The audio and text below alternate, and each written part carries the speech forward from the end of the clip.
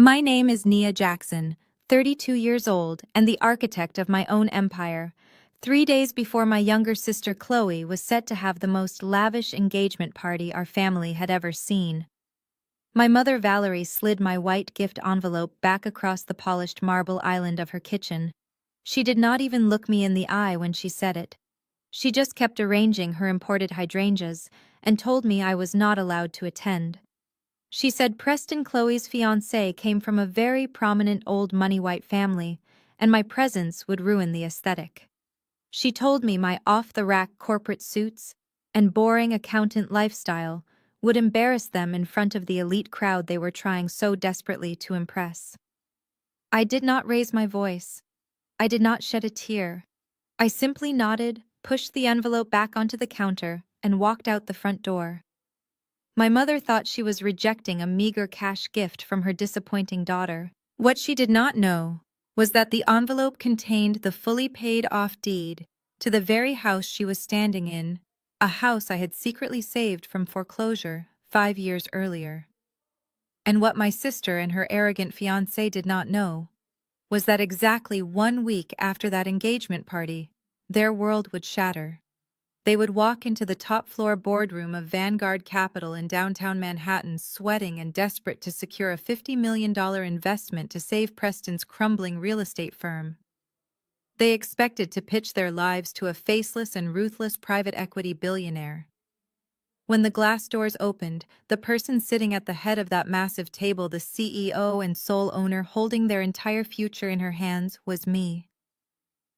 Before I continue this story of family betrayal, toxic favoritism, and the ultimate hostile takeover, let me know where you are watching from in the comments below.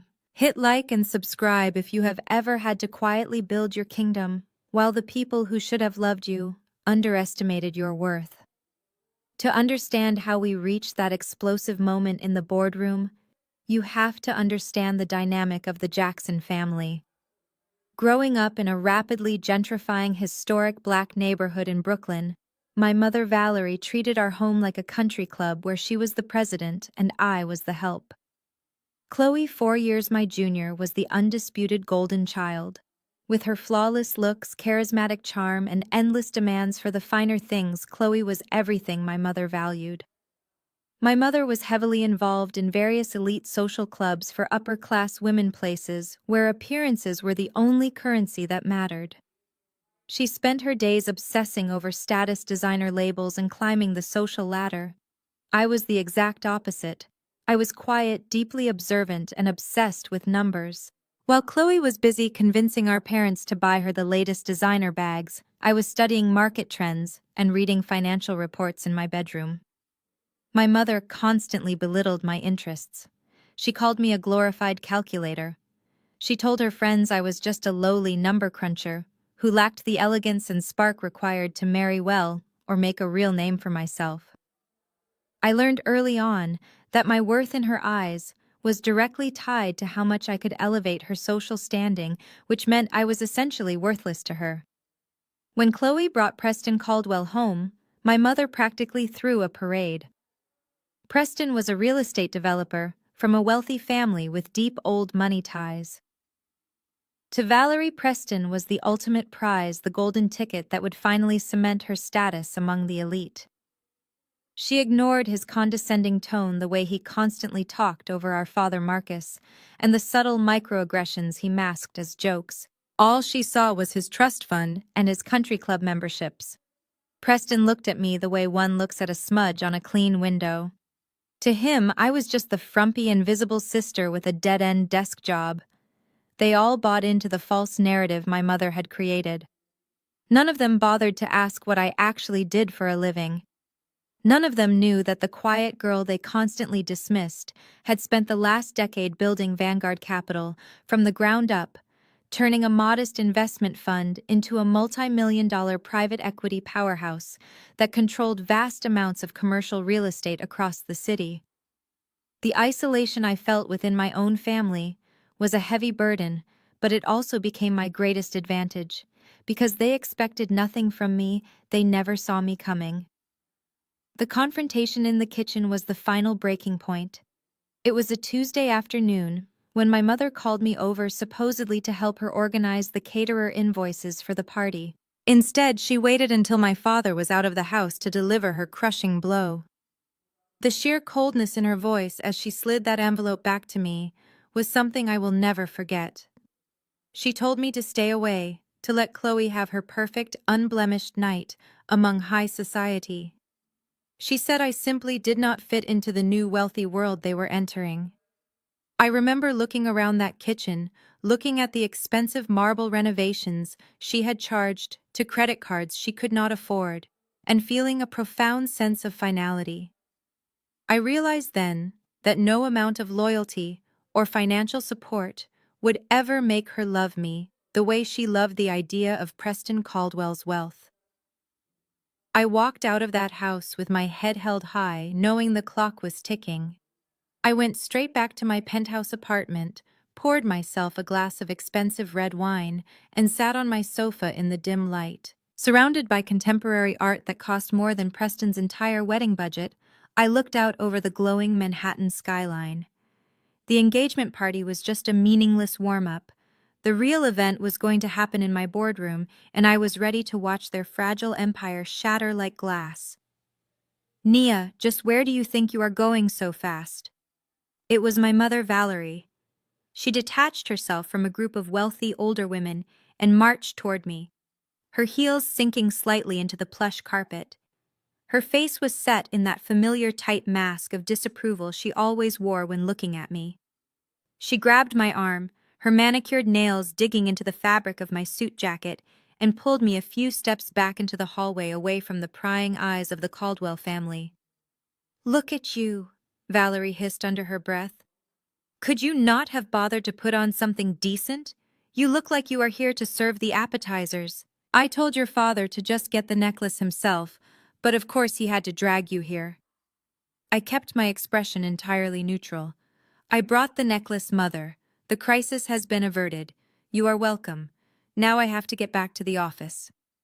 Valerie scoffed a bitter sound that she quickly disguised as a cough when a waiter walked past. "The office, right. Tell me, do the spreadsheets miss you? Because honestly, Nia, nobody here does. You being here looking like a glorified tax auditor is an embarrassment. Chloe is marrying into the Caldwell family, the Caldwells. They own half the commercial real estate in the tri-state area. They do not need to see my other daughter looking like she barely scrapes by on a number cruncher salary. You are ruining the entire aesthetic of this event." Just as my mother was finishing her venomous tirade, a tall man stepped out from the main suite and approached us. It was Preston Caldwell. He moved with that unmistakable lazy confidence of a man who had never been told no in his entire life. He wore a bespoke navy suit that probably cost more than my father made in a month, his blonde hair perfectly styled. He slipped one hand into his pocket and looked down at me with a mixture of amusement and utter disdain. "Is everything all right here, Valerie?" Preston asked, his voice smooth but carrying a sharp edge of condescension. "I saw you pull this woman aside. If the catering staff is giving you trouble, I can have the hotel manager come up right away." My mother immediately transformed. Her rigid posture melted into a fawning, overly eager stance. She offered a high-pitched artificial laugh. "Oh, Preston, no. No trouble at all. This is just my older daughter, Nia. She was just dropping something off for her father and was about to leave." Preston raised an eyebrow, his pale eyes slowly looking me up and down. He took in my lack of designer labels, my sensible shoes, and my plain briefcase. His gaze held no respect, only a casual dismissal. He did not see a woman who owned a private equity firm. He saw someone beneath him, someone who did not fit into the carefully curated, wealthy white world he inhabited. "Ah, the elusive sister," Preston said, letting out a short, mocking chuckle. "Chloe mentioned you worked in an office somewhere. Accounting was it very practical. We always need people to balance the books for us." I looked right back at him. I did not blink. I noticed the slight tension in his jaw, the subtle signs of stress behind his arrogant facade. I knew things about his company's financial health that even his own board of directors did not know yet. But I stayed completely silent, letting him dig his own grave. Preston reached into the inner pocket of his tailored jacket and pulled out a silver money clip, thick with cash. He peeled off a crisp $100 bill. With a patronizing smile, he held it out to me, snapping the heavy paper between his fingers. "Here," Preston said, his tone dripping with fake generosity. "Why do you not take this and catch a cab back to the hood or wherever it is you live? We are about to start the formal family portraits, and you really do not fit the aesthetic we are going for today. Treat yourself to a nice dinner on your way home." My mother gasped softly, but she did not defend me. Instead, she looked away, her silence screaming her complicity. She would rather watch a white man humiliate her own flesh and blood than risk upsetting her golden child's ticket to high society. She was so desperate for proximity to his perceived power that she willingly sacrificed me at his altar. I looked at the $100 bill extended toward me.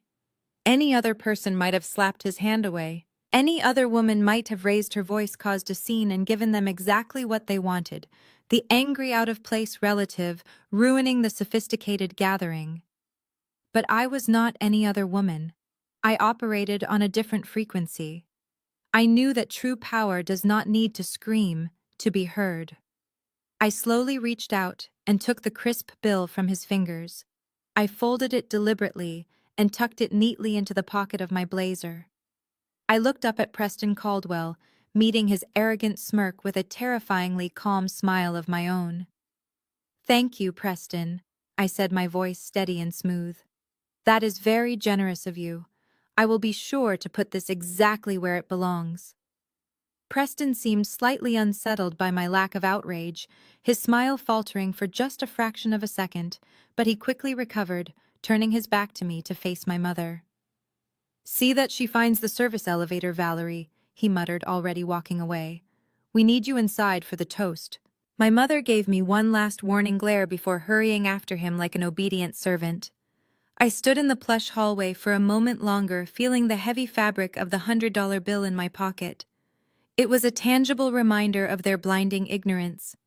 They were so consumed by the illusion of their superiority that they had completely failed to recognize the predator standing right in front of them. I turned on my heel and walked down the long, carpeted corridor. I did not take the service elevator. I took the main glass elevator down to the lobby, walking with the measured, unhurried pace of a woman who owned her world. I stepped out through the revolving doors of the Plaza Hotel and into the crisp New York air. My driver was waiting by the curb, holding open the door of my black town car. I climbed into the quiet luxury of the leather interior. As the car pulled away from the curb, merging into the heavy city traffic, I took the $100 bill out of my pocket and placed it on the armrest. I stared at it, the corners of my mouth lifting into a genuine smile for the first time all day. Preston Caldwell thought he was dismissing a peasant. He had no idea he had just handed a tip to his executioner. I pulled out my phone, opening a direct line to my lead acquisitions director at Vanguard Capital. I typed a single decisive message. "Prepare the Caldwell real estate portfolio for immediate review on Monday morning.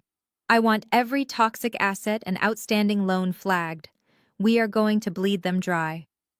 The weekend passed in a blur of focused anticipation. I spent my time in my glass corner office tearing apart the crumbling foundation of Preston Caldwell's supposed empire.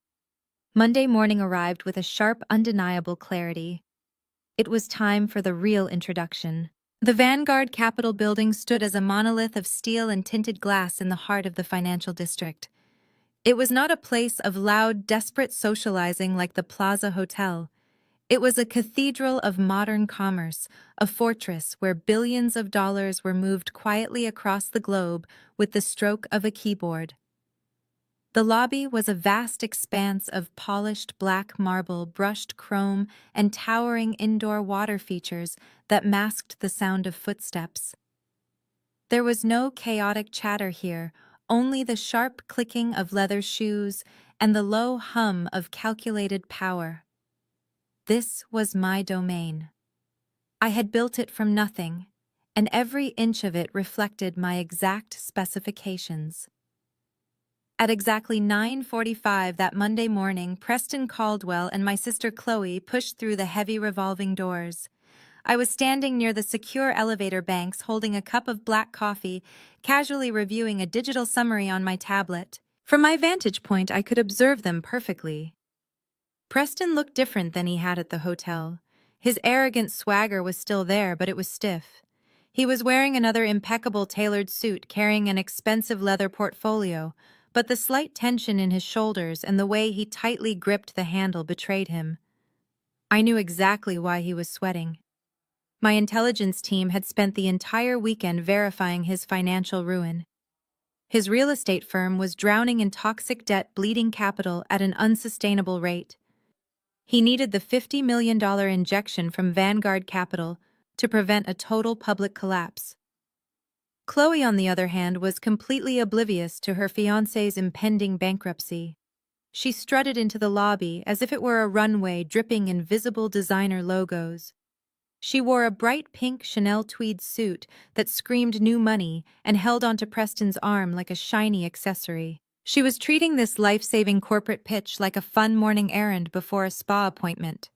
As they approached the main reception desk, Chloe turned her head and caught sight of me standing near the security turnstiles. She stopped dead in her tracks. A look of profound confusion washed over her perfectly contoured face, quickly replaced by a wide, mocking smile. She let go of Preston's arm and practically trotted over to me, her heels echoing loudly and inappropriately against the marble floor. Preston followed closely behind, looking highly irritated by the delay. "Nia, what on earth are you doing here?" Chloe asked, her voice echoing too loudly in the hushed lobby. "Did you get lost on your way to the subway?" I calmly lowered my tablet and looked at her. "I am exactly where I need to be, Chloe." "Good morning to you, too." Chloe let out a sharp, condescending laugh. She looked me up and down, taking in my tailored but unbranded charcoal suit. "Oh, I get it. Did your little accounting firm let you go? Are you here dropping off your resume? I heard these big investment firms are always looking for data entry clerks and receptionists. Or maybe you are applying for the janitorial staff.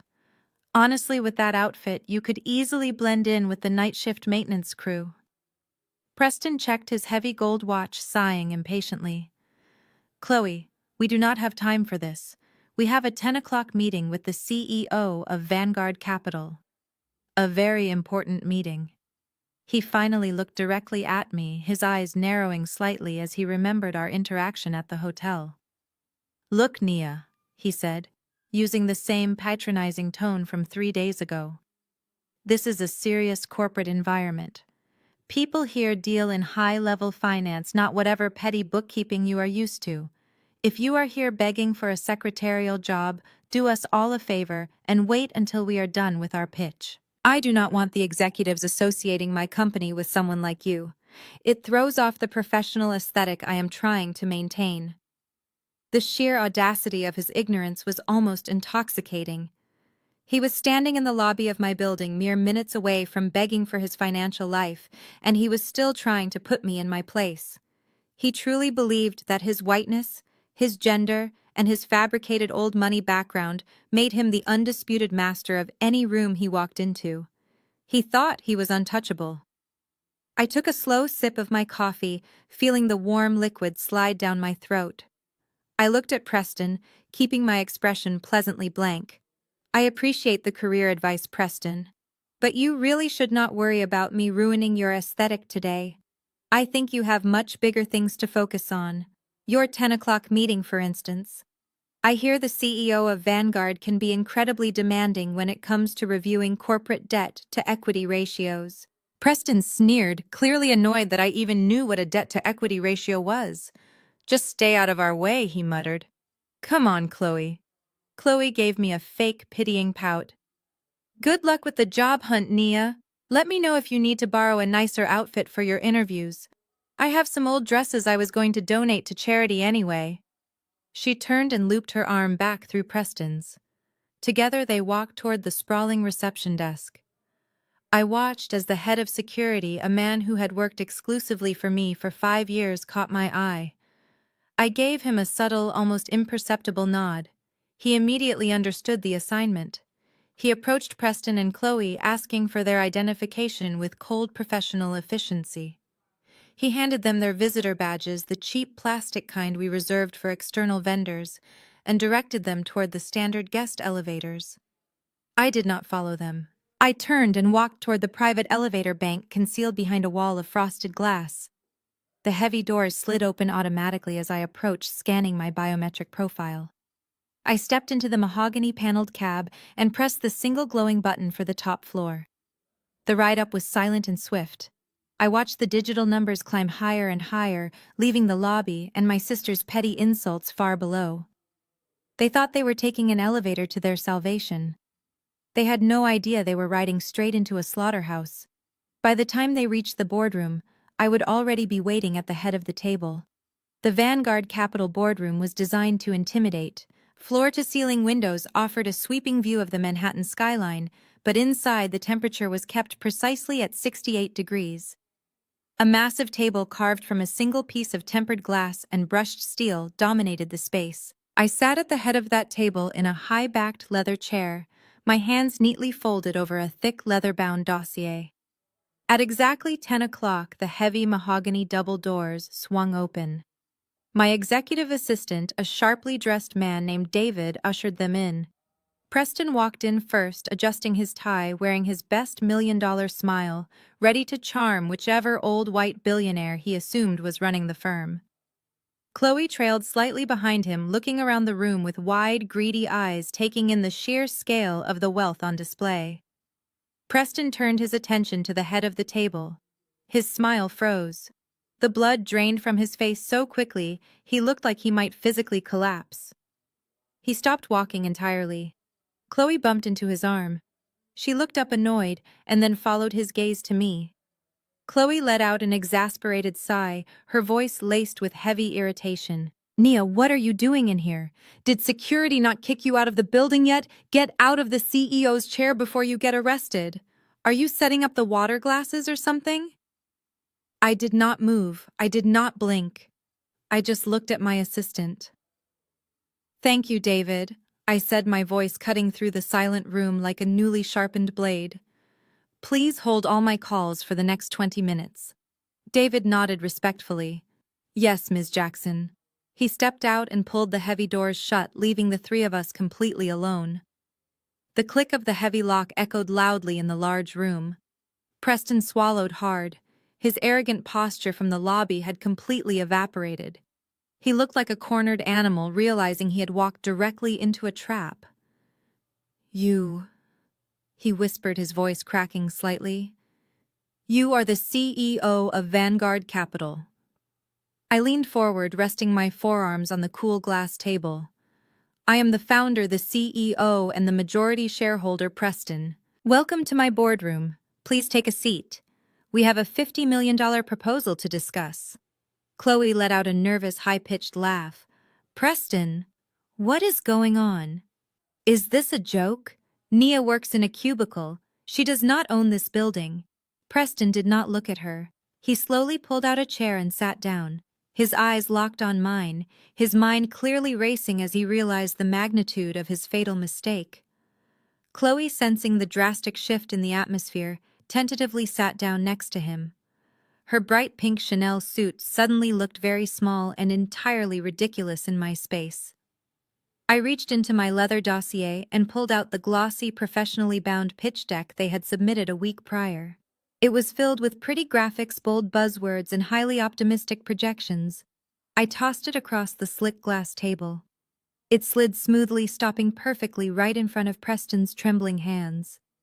"Let us skip the rehearsed presentation," I said. "I spent my entire weekend reviewing your financials, Preston, and I have to say it is quite a creative work of fiction."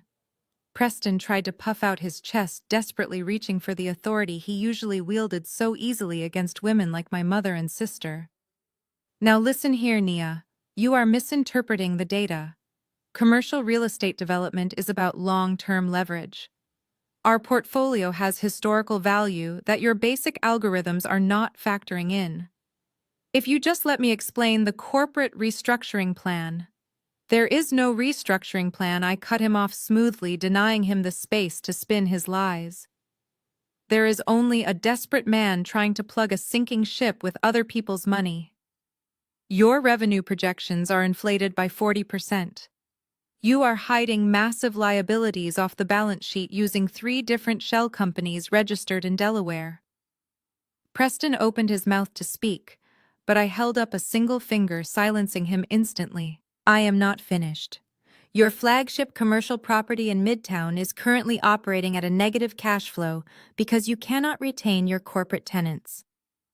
You have a balloon payment of $30 million due to a private lender in exactly 14 days, and you only have $2 million in liquid assets across all your corporate accounts.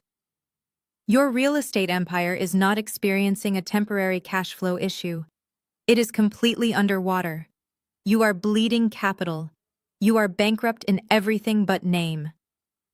He stared at the pitch deck, his hands gripping the edge of the glass table until his knuckles turned pure white. He had leveraged his family name and his old money aesthetic to get those initial loans, but a wealthy last name does not pay the interest when the properties sit empty.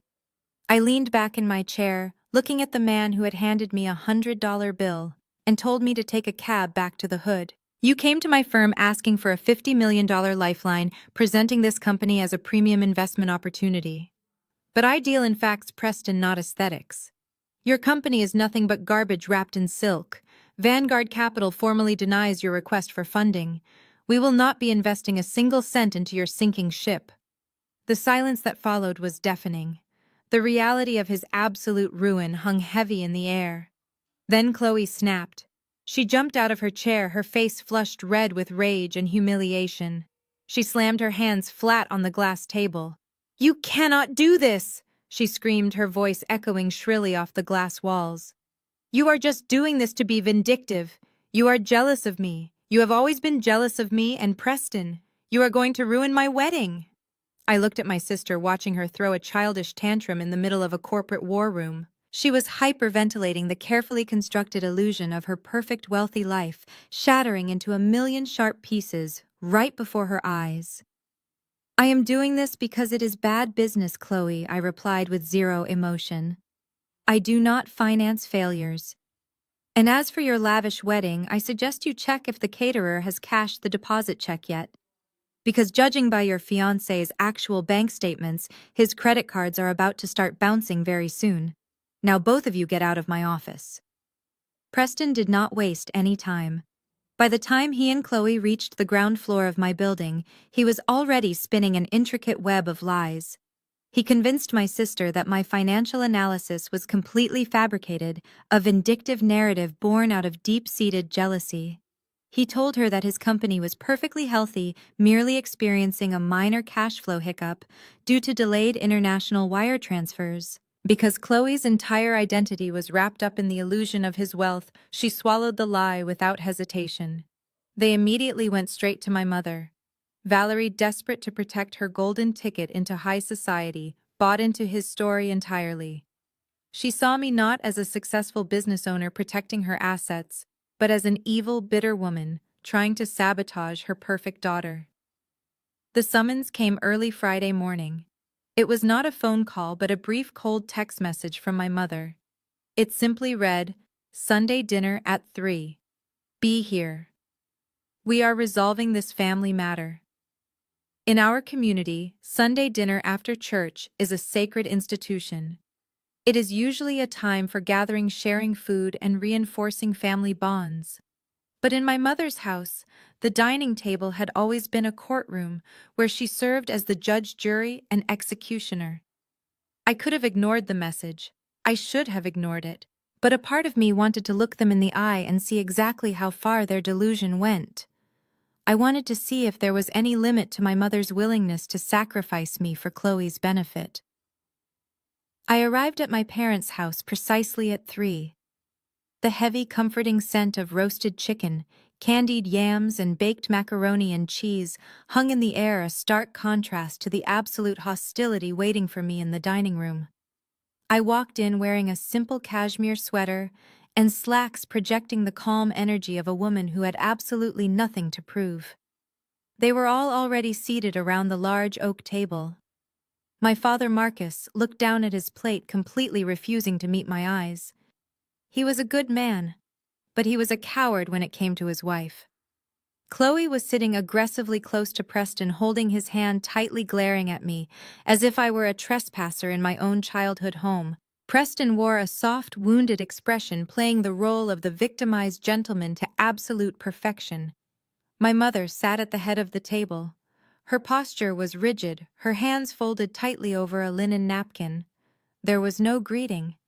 There were no congratulations on the fact that her supposedly mediocre daughter had secretly built a multi-million-dollar empire right under her nose. Valerie did not ask how I managed to keep such a massive achievement hidden or express a single ounce of pride in my success. Instead, she pointed a manicured finger at the empty chair across from her. "Sit down, Nia," she commanded. "We are going to fix this mess you created." I pulled out the chair and sat, keeping my posture relaxed. "I did not create a mess, Mother. I simply declined a bad investment." Valerie slapped her hand flat against the heavy wood table, rattling the silverware.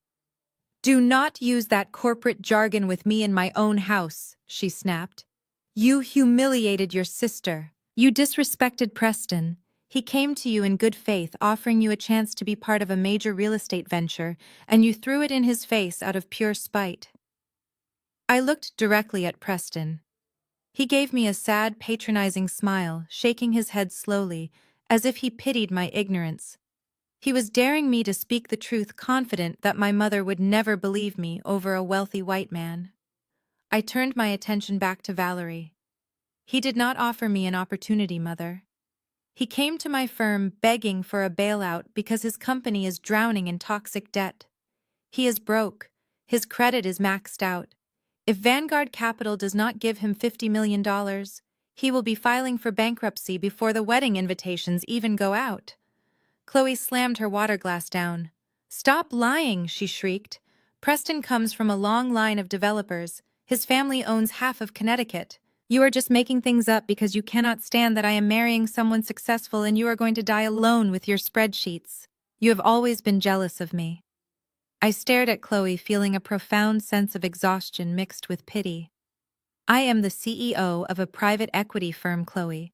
My spreadsheets currently control more wealth than Preston's entire extended family has seen in 3 generations. I have no reason to be jealous of a woman marrying a fraud." Valerie cut in, her voice cold and absolute, completely disregarding my reality. "Enough. I do not want to hear another word about bank statements or liabilities. Preston is family now. In this house, family takes care of each other. You have money, Nia.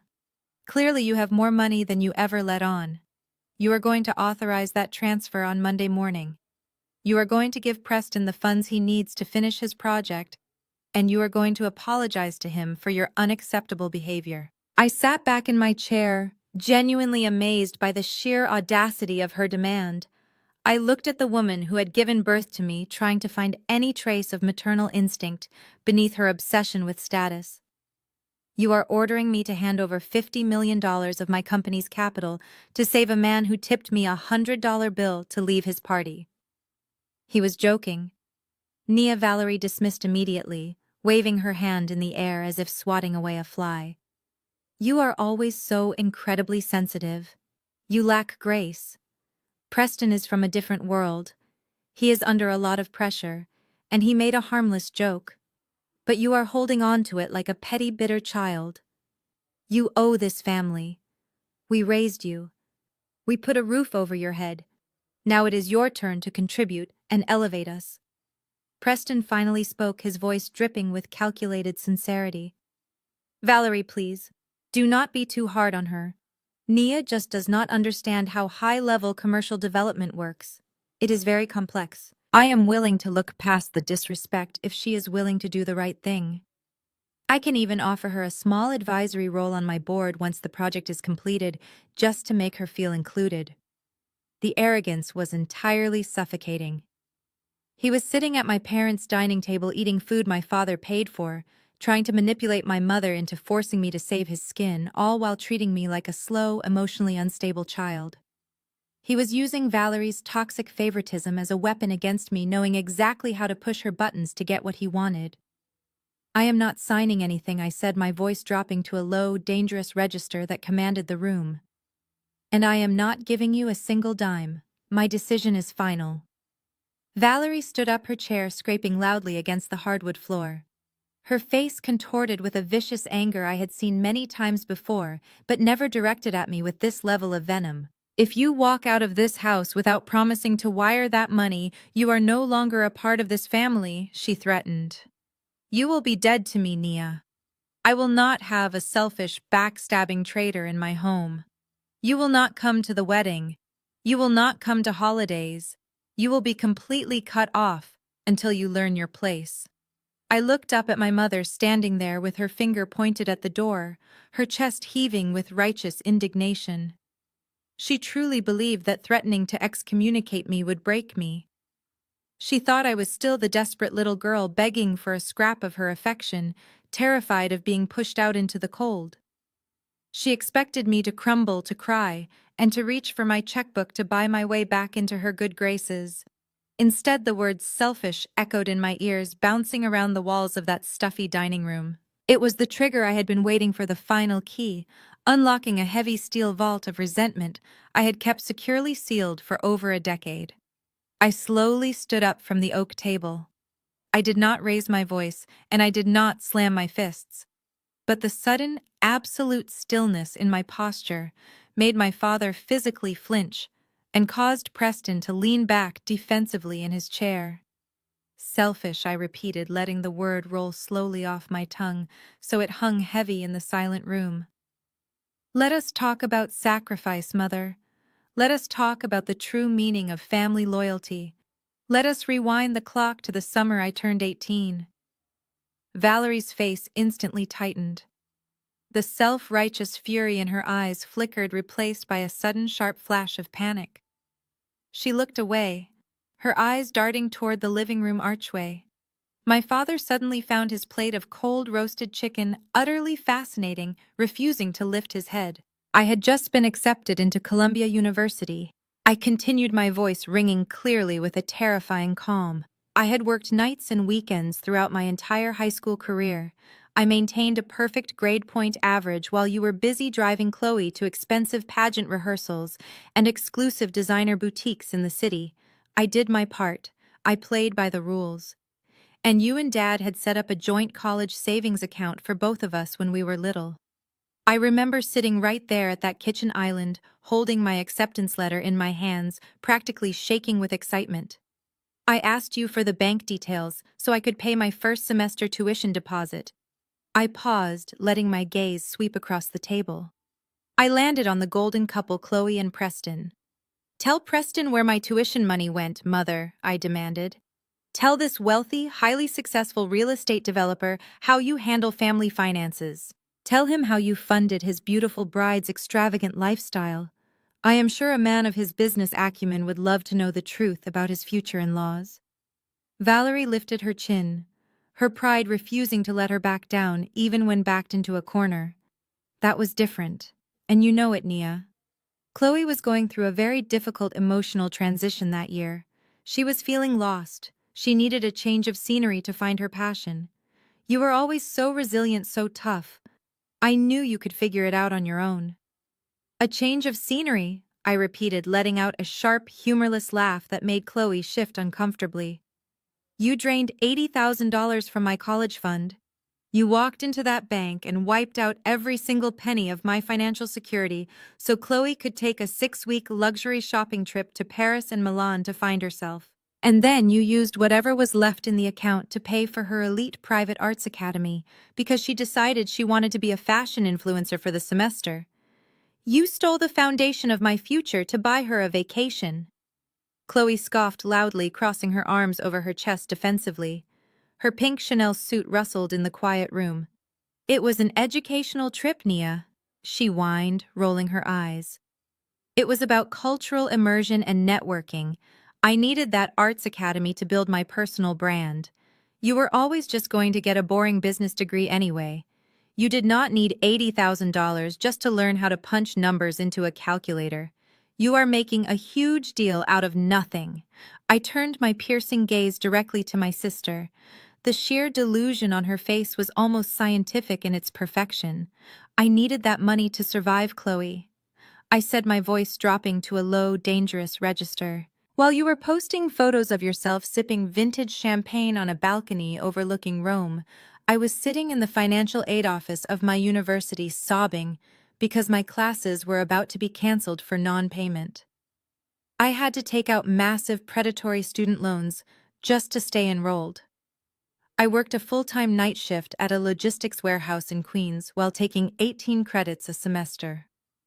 I rode the subway at 3 in the morning. I slept 3 hours a night for 4 consecutive years. I ate cheap noodles while you dined at Michelin star restaurants. I leaned forward, resting my knuckles on the dining table. I built my empire on my own bleeding back. I was buried under a mountain of debt that you two created, and I clawed my way out of it while you paraded around Europe on my dime. I looked back at my mother. The vein in her neck was throbbing. You sacrificed my education, my financial freedom, and my mental health so your golden child could have a luxury holiday. You stole from me, and you have the absolute nerve to stand in this dining room 14 years later and call me selfish because I refuse to hand over $50 million of my hard-earned capital to a man who is actively going bankrupt. Preston cleared his throat loudly, attempting to regain control of a narrative that was rapidly slipping through his fingers. He adjusted his expensive silk tie and offered a patronizing diplomatic smile. Now, Nia, let us all take a deep breath, Preston said smoothly, using his corporate negotiation voice. Family history is always complicated. Parents have to make tough choices, and we all make sacrifices for the people we love. But holding on to this ancient resentment is simply not productive for anyone. We are talking about the future of a major real estate firm right now. We are talking about protecting your family's reputation and ensuring Chloe has the future she deserves. Let us focus on moving forward. I snapped my eyes to him, shutting him down instantly. I am not talking to you, Preston. You are a guest at this table, and you are currently begging for my charity. Do not mistake my mother's desperation for your authority. You have zero power here, and you have absolutely no right to speak on my trauma. I looked at my mother one last time. Her face was flushed dark red, her jaw set in stubborn, arrogant defiance. She would never apologize. She would rather watch the world burn to the ground than admit she had failed her eldest daughter. She would protect her fabricated image of perfection until her dying breath. You threatened to cut me off, Mother, I said, my tone now eerily calm and entirely detached. You threatened that I would be dead to you if I did not sign over my company's money. What you completely fail to understand is that I cut you off the day I graduated with university honors, and you did not bother to show up because Chloe had a minor head cold. You are not disowning me. I am firing you. You are fired from my life. I picked up my leather purse from the back of the chair. I looked at my father, who was now openly weeping silently into his linen napkin, a broken man who had enabled this abuse for decades. I felt a brief fleeting pang of sadness for him, but he had made his choice long ago. I turned and walked toward the front hallway. Behind me, the dining room erupted. Chloe started to wail hysterically, crying to Preston about how cruel and vindictive I was being to her. I could hear my mother screaming my name, demanding that I come back into the room and show some respect to my elders. I did not turn around. I opened the heavy front door and stepped out into the cool, crisp Sunday afternoon air. I had survived their theft when I was 18, and I had built a fortress of wealth and power they could never breach. But as I slid into the quiet sanctuary of my waiting car, my mind immediately shifted to the next tactical move. Preston Caldwell was not a man who took rejection well, especially from a black woman he deemed entirely beneath him in the social hierarchy. He was backed into a financial corner, desperate to save his failing business and his pristine white-collar reputation. Desperate men are inherently dangerous.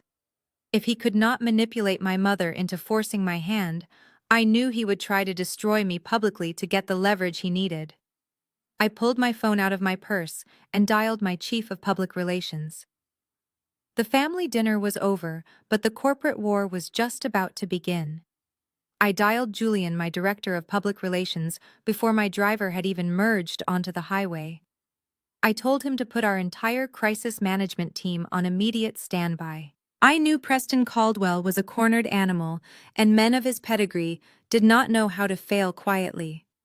They were taught from birth that the world belonged to them, and when reality contradicted that belief, they used their inherited power to bend the truth. I anticipated a retaliation, but the sheer scale and viciousness of his attack still managed to confirm just how entirely devoid of morals he was. The strike happened on Wednesday morning. I was sitting at my desk, reviewing quarterly earnings, when Julian walked into my office without knocking. His face was grim, and he was carrying a sleek silver tablet. He placed it on my desk and slid it toward me. It was the digital front page of the Financial Observer, a legacy media outlet deeply embedded in the old money network of the East Coast. It was the kind of publication read by institutional investors, politicians, and the wealthy elite. The Caldwell family had deep ties to the editorial board dating back decades. The headline was printed in bold, aggressive letters: Vanguard Capital and the Exploitation of the Minority Working Class. I began to read the article, my face remaining perfectly still, while a cold anger crystallized in my chest. Preston had used his connections to plant a highly orchestrated, entirely fabricated hit piece. The article accused Vanguard Capital of engaging in predatory lending practices, specifically targeting minority-owned businesses. It claimed that I routinely bought out struggling companies in black and brown neighborhoods, fired the local workforces, and sold off the assets to massive corporate conglomerates.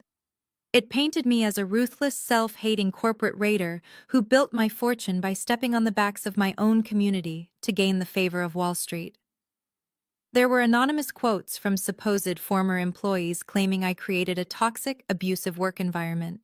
There were manipulated statistics designed to make my routine commercial acquisitions look like aggressive gentrification.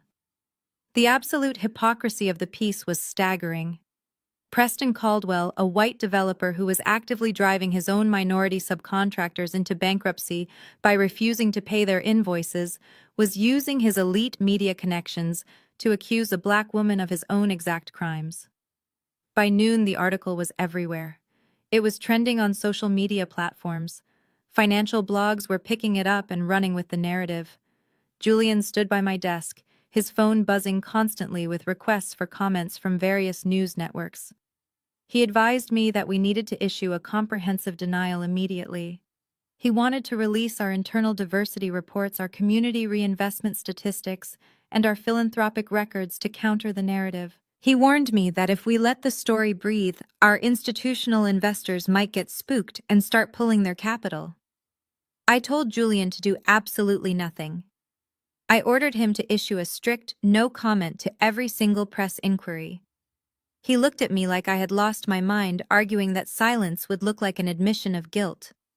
I explained to him that responding to a smear campaign only gives it legitimacy. If we panicked and started defending ourselves, we would be playing Preston's game on his turf. I wanted to see exactly how far Preston was willing to push this charade before I cut the ground out from under him. The emotional betrayal arrived an hour later.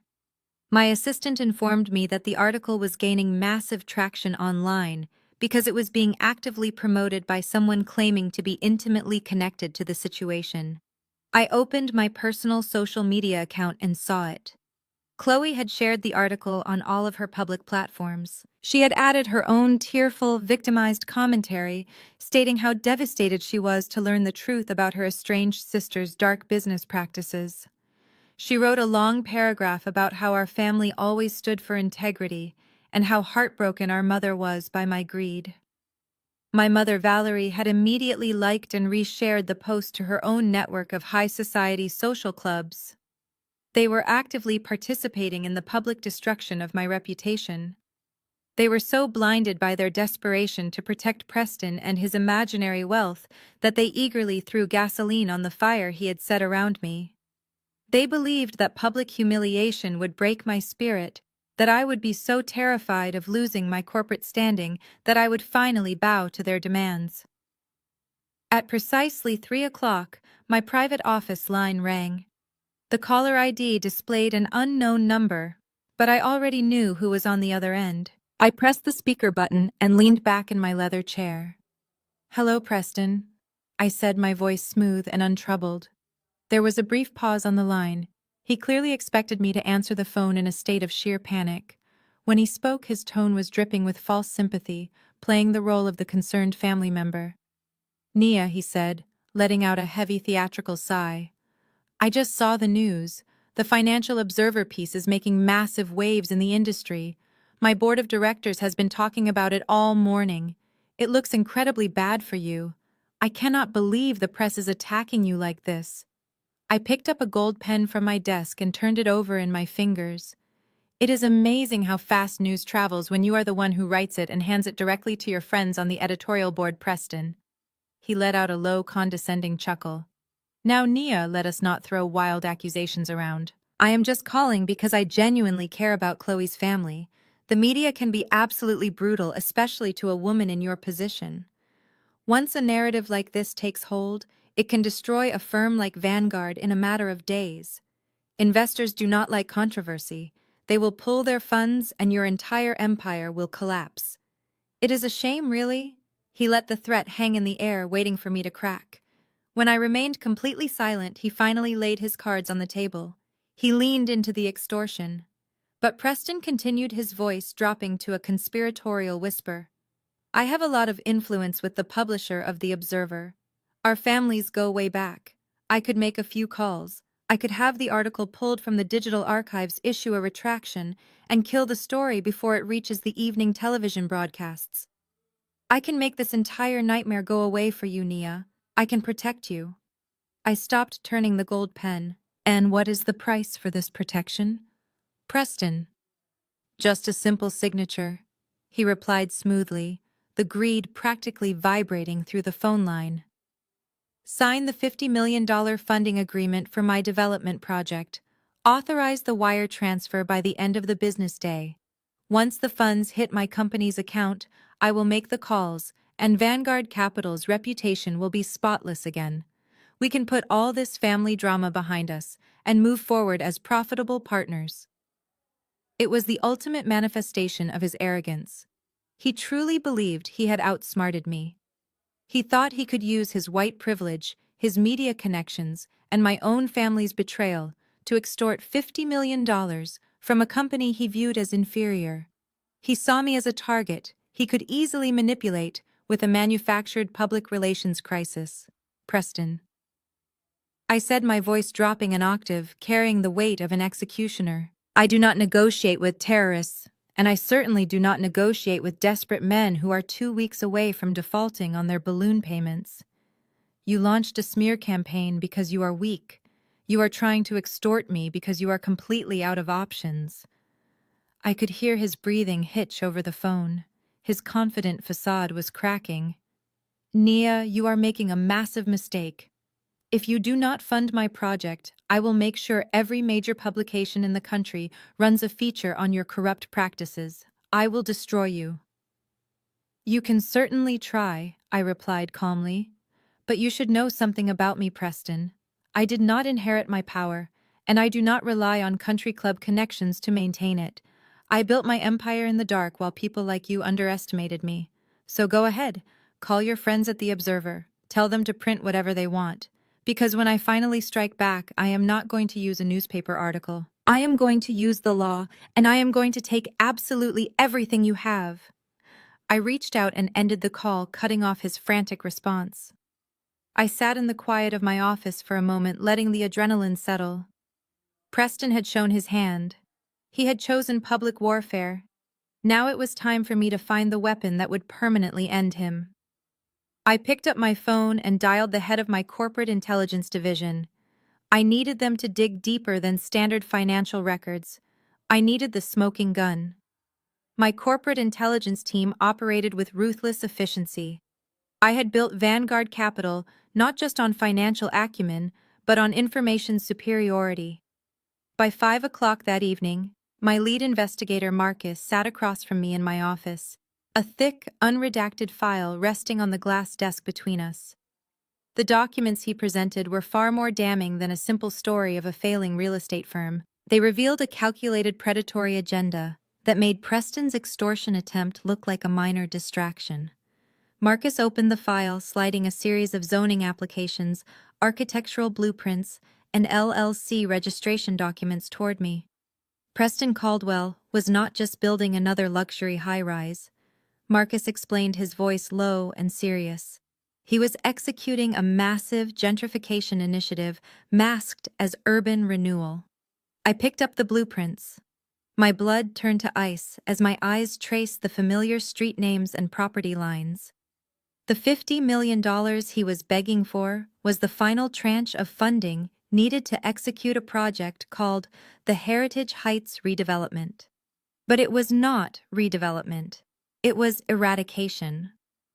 Preston's firm had systematically bought up the commercial debt of the small businesses lining the main avenue of my family's historic black neighborhood in Brooklyn. His plan was to foreclose on those debts, simultaneously bulldoze the existing structures, and replace them with high-end, unaffordable luxury condominiums designed exclusively for an influx of wealthy, predominantly white residents. He was going to pave over the community that had raised me. He was going to demolish the very grocery stores, barbershops, and community centers that formed the backbone of the neighborhood. He was going to displace thousands of families who had lived there for generations, all to build a sterile monument to his own greed. The sheer audacity of his plan was staggering. But the second revelation in Marcus's file was what truly solidified Preston's status as a sociopath. "Look at the federal grant applications," Marcus instructed, pointing to a stack of papers stamped with government seals. "Preston's firm has been hemorrhaging money for 3 years. He cannot secure traditional financing because every major bank knows his debt-to-equity ratio is toxic, so he found a loophole. He applied for massive federal subsidies under the Minority Business Enterprise Program." I stared at the paperwork, my mind quickly connecting the dots. The MBE program was designed to provide crucial capital and government contracts to businesses owned and operated by marginalized communities. It was a lifeline for minority entrepreneurs fighting against systemic economic barriers. Preston Caldwell, a wealthy white man from a legacy family, did not qualify for a single cent of those funds. Unless I murmured, reading the name listed as the majority stakeholder on the newly formed shell company overseeing the Heritage Heights project. Unless he transfers 51% ownership to a black woman, exactly, Marcus confirmed. "Chloe Jackson. He is using your sister. The wedding is not a romantic union, Nia. It is a corporate merger designed to commit federal grant fraud. He is marrying her solely to use her racial identity as a shield to access minority funding. He is going to use that government money to bulldoze her own community, and she has absolutely no idea she is the primary liability if the federal government ever investigates the fraud." A sickening wave of disgust washed over me. Preston was not just using Chloe for her aesthetics or to placate his ego. He was actively weaponizing her identity against her own people. And my mother, blinded by her desperate desire for social climbing, was gleefully handing her daughter over to a predator who viewed them both as nothing more than convenient tools for a real estate scam. This was the smoking gun.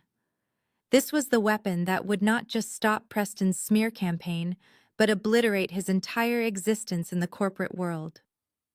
I dismissed Marcus, thanking him for the flawless execution of his investigation. I sat alone in my office as the city lights flickered on outside my window. The emotional weight of the betrayal was heavy. My family had sold their souls for a man who was secretly planning to destroy their home and exploit their heritage for profit. But there was no time for sorrow. Sorrow was a luxury I could not afford in the middle of a war. I picked up my secure phone and dialed my lead corporate attorney.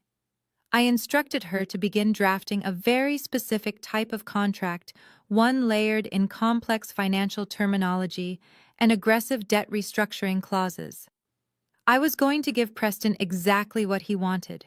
I was going to offer him a lifeline, but it would be a lifeline braided from razor wire. The next morning, the financial world was still buzzing with the fallout from the Observer article. News anchors debated my character, and online commentators tore apart my reputation. I ignored it all. I let Preston enjoy his manufactured victory. I let him believe his extortion tactic was working. I waited until the end of the business day, when I knew his anxiety would be peaking as his balloon payment deadline drew closer, and then I sent him a single brief email. The subject line read, "Settlement and Restructuring." The body of the email contained only one sentence. "Meet me at the Oak Room of the Vanguard Club tomorrow at noon to finalize the funding agreement." I knew he would not be able to resist. The Vanguard Club was a private, highly exclusive establishment frequented by the city's old money elite. It was an environment where Preston felt inherently superior, a place where he believed his pedigree gave him absolute authority over someone like me. He would see the location as a sign of my ultimate submission.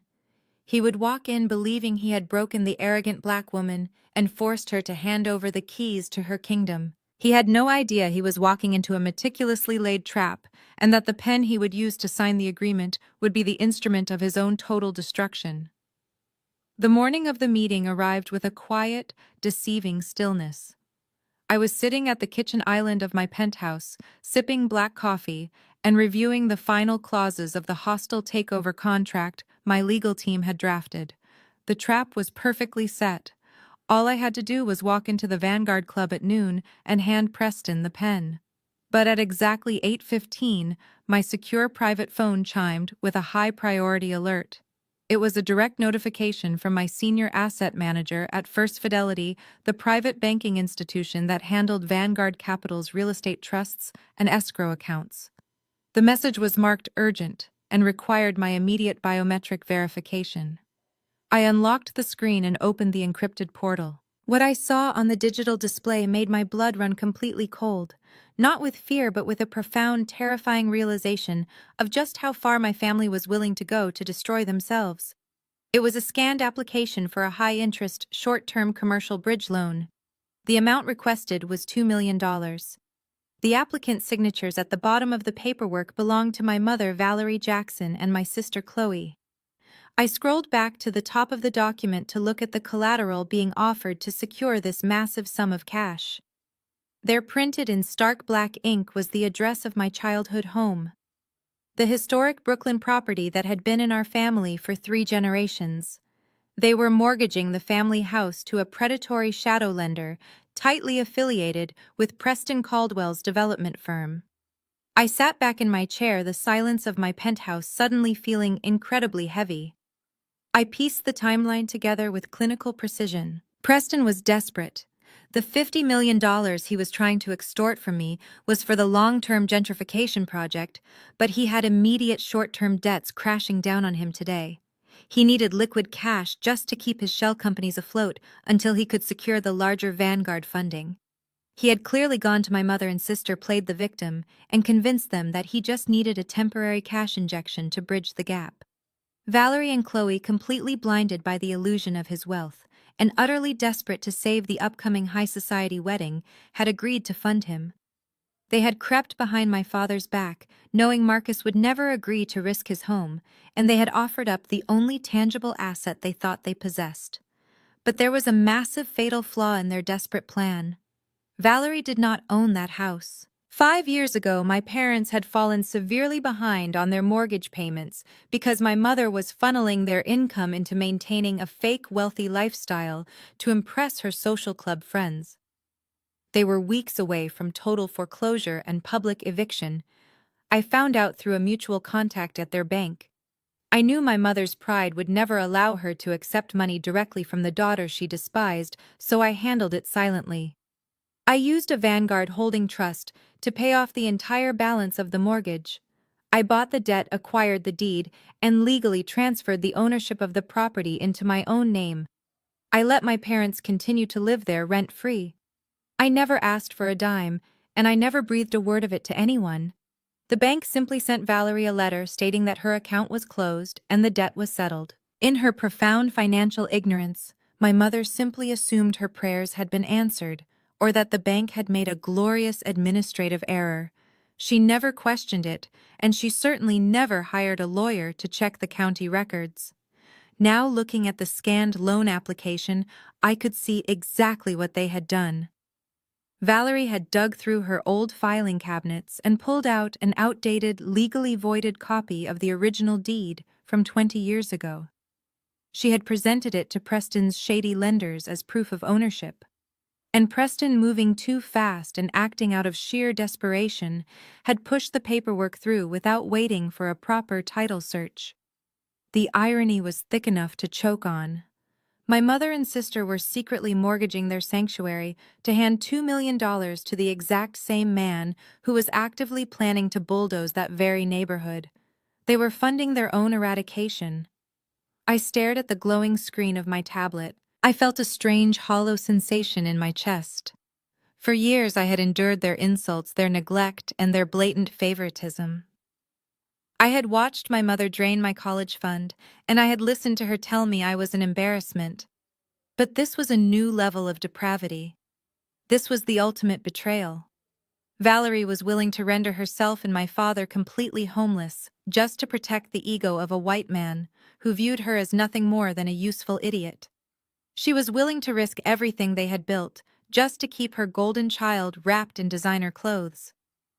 My asset manager had flagged the transaction because the property address triggered an automatic block in the First Fidelity system, recognizing the asset belonged to my private trust.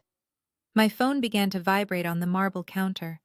It was my manager calling to ask for authorization to reject the fraudulent loan and notify the authorities of the attempted title fraud. I hovered my hand over the phone. With one single word, I could stop the transaction. I could freeze the loan, protect my father from being blindsided, and save my mother and sister from committing a massive financial felony. I could be the bigger person. I could step in and rescue them from their own staggering stupidity one more time. I pulled my hand back and let the phone ring until it went to voicemail. I was done being their savior. I was done quietly cleaning up the messes they made while they spat in my face. If I stopped the loan now, Valerie would just find another way to ruin them, and Preston would slip away to find another victim. They needed to learn the true cost of their absolute loyalty to a predator. I opened the encrypted messaging app and typed a direct order to my asset manager. Do not flag the transaction. Lift the internal block. Allow the bridge loan to process, and let the funds transfer to Caldwell Development Partners. Send me the unredacted confirmation receipts the second the wire clears. I pressed send. It was done. By allowing the transaction to go through, I was letting them lock the doors to their own prison. By signing that voided deed over for cash, Valerie and Chloe had just committed federal bank fraud and wire fraud. By accepting invalid collateral to secure a commercial loan across state banking lines, Preston Caldwell had just committed a massive felony of his own. I now held the absolute power to send all three of them to federal prison whenever I chose. I stood up from the kitchen island and walked into my expansive dressing room. I bypassed the conservative charcoal suits I usually wore to board meetings. Today was not a day for blending in. Today was a day for absolute domination. I selected a sharply tailored crimson-red blazer and matching trousers. It was the color of a warning. It was the color of a predator stepping out of the shadows. I carefully applied my makeup, my hands completely steady. I felt no guilt. I felt no lingering attachment to the toxic dynamic that had chained me down for 32 years. I slipped on a pair of designer heels that clicked sharply against the hardwood floor. I picked up my leather briefcase, which now contained the hostile takeover contract, the evidence of the gentrification plot, the minority grant fraud, and the freshly minted proof of their illegal bridge loan. I walked out of my penthouse and stepped into the private elevator. I was going to the Vanguard Club. I was going to sit across from Preston Caldwell in his sanctuary of old money privilege. I was going to let him smile, let him gloat, and let him think he had conquered me. And then I was going to lay every single piece of paper on the table and watch his entire world burn to the ground. I stepped out of my private elevator and glided through the underground parking garage to where my driver was waiting beside the sleek black Maybach. The heavy door shut with a solid, isolating thud, sealing me inside the soundproof cabin. As the car smoothly navigated up the ramp and merged into the chaotic midtown traffic, I pulled my phone from my briefcase. The trap was set, the contracts were drafted, and the evidence of their massive financial crimes was safely secured in my leather portfolio. But a trap is only effective if the prey walks into it willingly. I needed Preston Caldwell's guard to be entirely non-existent. I needed him bloated with arrogance. I needed him to believe he had already won. I dialed his personal cell phone number. It rang twice before he picked up. "Hello, Nia," Preston answered. His voice was thick with smug satisfaction. He did not sound like a man who was secretly drowning in debt or committing federal fraud. He sounded like a king receiving a call from a defeated peasant. I took a slow breath and fundamentally altered my demeanor.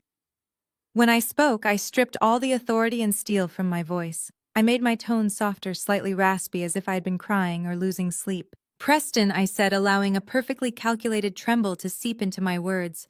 "I just wanted to confirm our meeting at noon." "Of course," he replied smoothly. "I am already at the club having a scotch. I must admit, I was pleasantly surprised by your email yesterday. It is good to see you are finally coming to your senses." I forced a heavy, defeated sigh. "You left me with no other choice, Preston. The article in The Observer, it is completely out of control. My board of directors called an emergency meeting this morning. Our institutional investors are getting spooked by the allegations. They hate bad press, and this narrative about me exploiting minority neighborhoods is toxic. If I do not make this go away, they are going to start pulling their capital by the end of the week." I could practically hear his chest puffing out through the phone line. He was eating up every single word. "I told you, Nia," he said, his tone dripping with patronizing sympathy. "The media can be a vicious machine if you do not know how to play the game. You are a smart girl, but you are out of your depth in these circles. I can make a few calls and have that article scrubbed from the internet before we even finish our appetizers. You just need to sign the funding agreement." "I will sign it," I whispered, injecting a note of desperate surrender into my voice. "I will authorize the $50 million transfer. I just want this nightmare to be over. My mother called me last night. She told me I was dead to her. She told me I was ruining Chloe's life. I have spent my entire life trying to earn her approval, and now I have lost my family entirely. I cannot fight all of you anymore. I am exhausted, Preston. You win." There was a moment of silence on the line. It was the sound of a predator basking in the ultimate victory. He had used his white privilege, his media connections, and my own toxic family dynamics to break a black female CEO. In his mind, the natural order of the world had been restored. "Do not cry, Nia," he said, adopting the sickeningly benevolent tone of a merciful conqueror. "Family fights happen. Your mother is just emotional about the wedding. Once you fund my project and the press backs off, everything will go back to normal. Valerie will forgive you once she sees you are finally acting like a team player. You are making the right decision." "Thank you," I murmured meekly. "I am on my way to the Vanguard Club now." "Excellent," he said. "Just a heads up, the Vanguard Club has a very strict dress code. No denim, no sneakers. My grandfather was a founding member, so they know me very well, but they can be quite particular about guests. Just tell the concierge you are meeting me in the Oak Room. I will make sure they let you in." "I will be there soon," I replied and ended the call. I lowered the phone to my lap. The fragile, broken persona vanished instantly, replaced by a cold, calculating grin. He had swallowed the bait whole. He truly believed he was doing me a favor by allowing me to surrender in his prestigious old money fortress. He thought the heavy mahogany walls and the legacy of his grandfather would intimidate me into absolute submission. He had no idea that I was wearing a crimson-red suit that cost more than his remaining liquid assets. He had no idea that I already held the receipts for his fraudulent $2 million bridge loan. And he certainly had no idea that the Vanguard Club, the very institution he was using to assert his dominance, was currently negotiating a private buyout with my firm because they were failing to pay their property taxes. The Maybach glided to a smooth halt in front of the club's imposing stone facade. The building was an architectural relic of the Gilded Age, designed with massive columns and heavy iron doors to explicitly keep out anyone who did not fit the rigid criteria of wealth, whiteness, and male authority. For decades, people who looked like me were only allowed through the service entrance. Today, I was walking through the front door to execute one of their own. My driver opened the door. I stepped onto the pristine sidewalk, the crisp afternoon air hitting my face. I adjusted my blazer, the bold red fabric standing out sharply against the drab gray stone of the building. I walked up the wide marble steps with the measured predatory grace of a panther tracking its prey. A uniformed doorman stepped forward, his eyes quickly scanning my face and my bold attire. He opened his mouth, likely prepared to redirect me to a different entrance or ask for my membership card with a heavy dose of polite suspicion. I did not give him the chance to speak. I looked him dead in the eye, my expression completely devoid of warmth. "Preston Caldwell is expecting me in the oak room," I said, my voice sharp and commanding. The doorman blinked slightly, taken aback by the sheer force of my presence. "Right away, madame," he stammered, pulling the heavy iron door open wide. I stepped into the grand foyer. The air smelled of old paper, expensive leather, and stale cigar smoke. Oil portraits of severe-looking white men stared down from the dark wood-paneled walls. The silence in the room was thick, the kind of quiet that demands reverence. I felt no reverence. I felt only the thrilling anticipation of a demolition. I walked across the antique Persian rugs, the sharp click of my designer heels echoing loudly, deliberately disrupting the sacred quiet of the club. Several older members peered at me over their newspapers, their faces registering mild shock at the sight of an unapologetic black woman striding confidently through their sanctuary. I ignored them completely. My eyes were fixed on the heavy double doors at the end of the hallway. The brass plaque above them read Oak Room. I reached the doors, then paused for a fraction of a second. I placed my hand on the polished brass handle. Preston Caldwell was waiting on the other side, sipping his scotch, entirely convinced he was about to become $50 million richer. He thought I was coming to beg for mercy. I pushed the doors open and stepped inside, ready to deliver a nightmare he would never wake up from. The oak room was a cavern of dark mahogany vaulted ceilings and the suffocating scent of generations of unearned privilege. The heavy doors shut silently behind me, cutting off the low murmur of the main lobby. The room was sparsely populated, allowing for the kind of private high-stakes conversations that shaped the financial districts of the world. I spotted him immediately. Preston Caldwell was seated in a massive wingback leather chair near a grand stone fireplace that crackled with burning logs. He looked entirely in his element. He held a crystal tumbler of amber liquid in one hand, his long legs casually crossed at the ankle. When he saw me approach, he did not stand up. He did not offer his hand for a professional greeting. He simply sat there swirling the scotch in his glass, a smug, victorious smile playing on his lips. He looked at my crimson red suit, his pale eyes narrowing slightly in mild distaste before his expression smoothed back into arrogant amusement.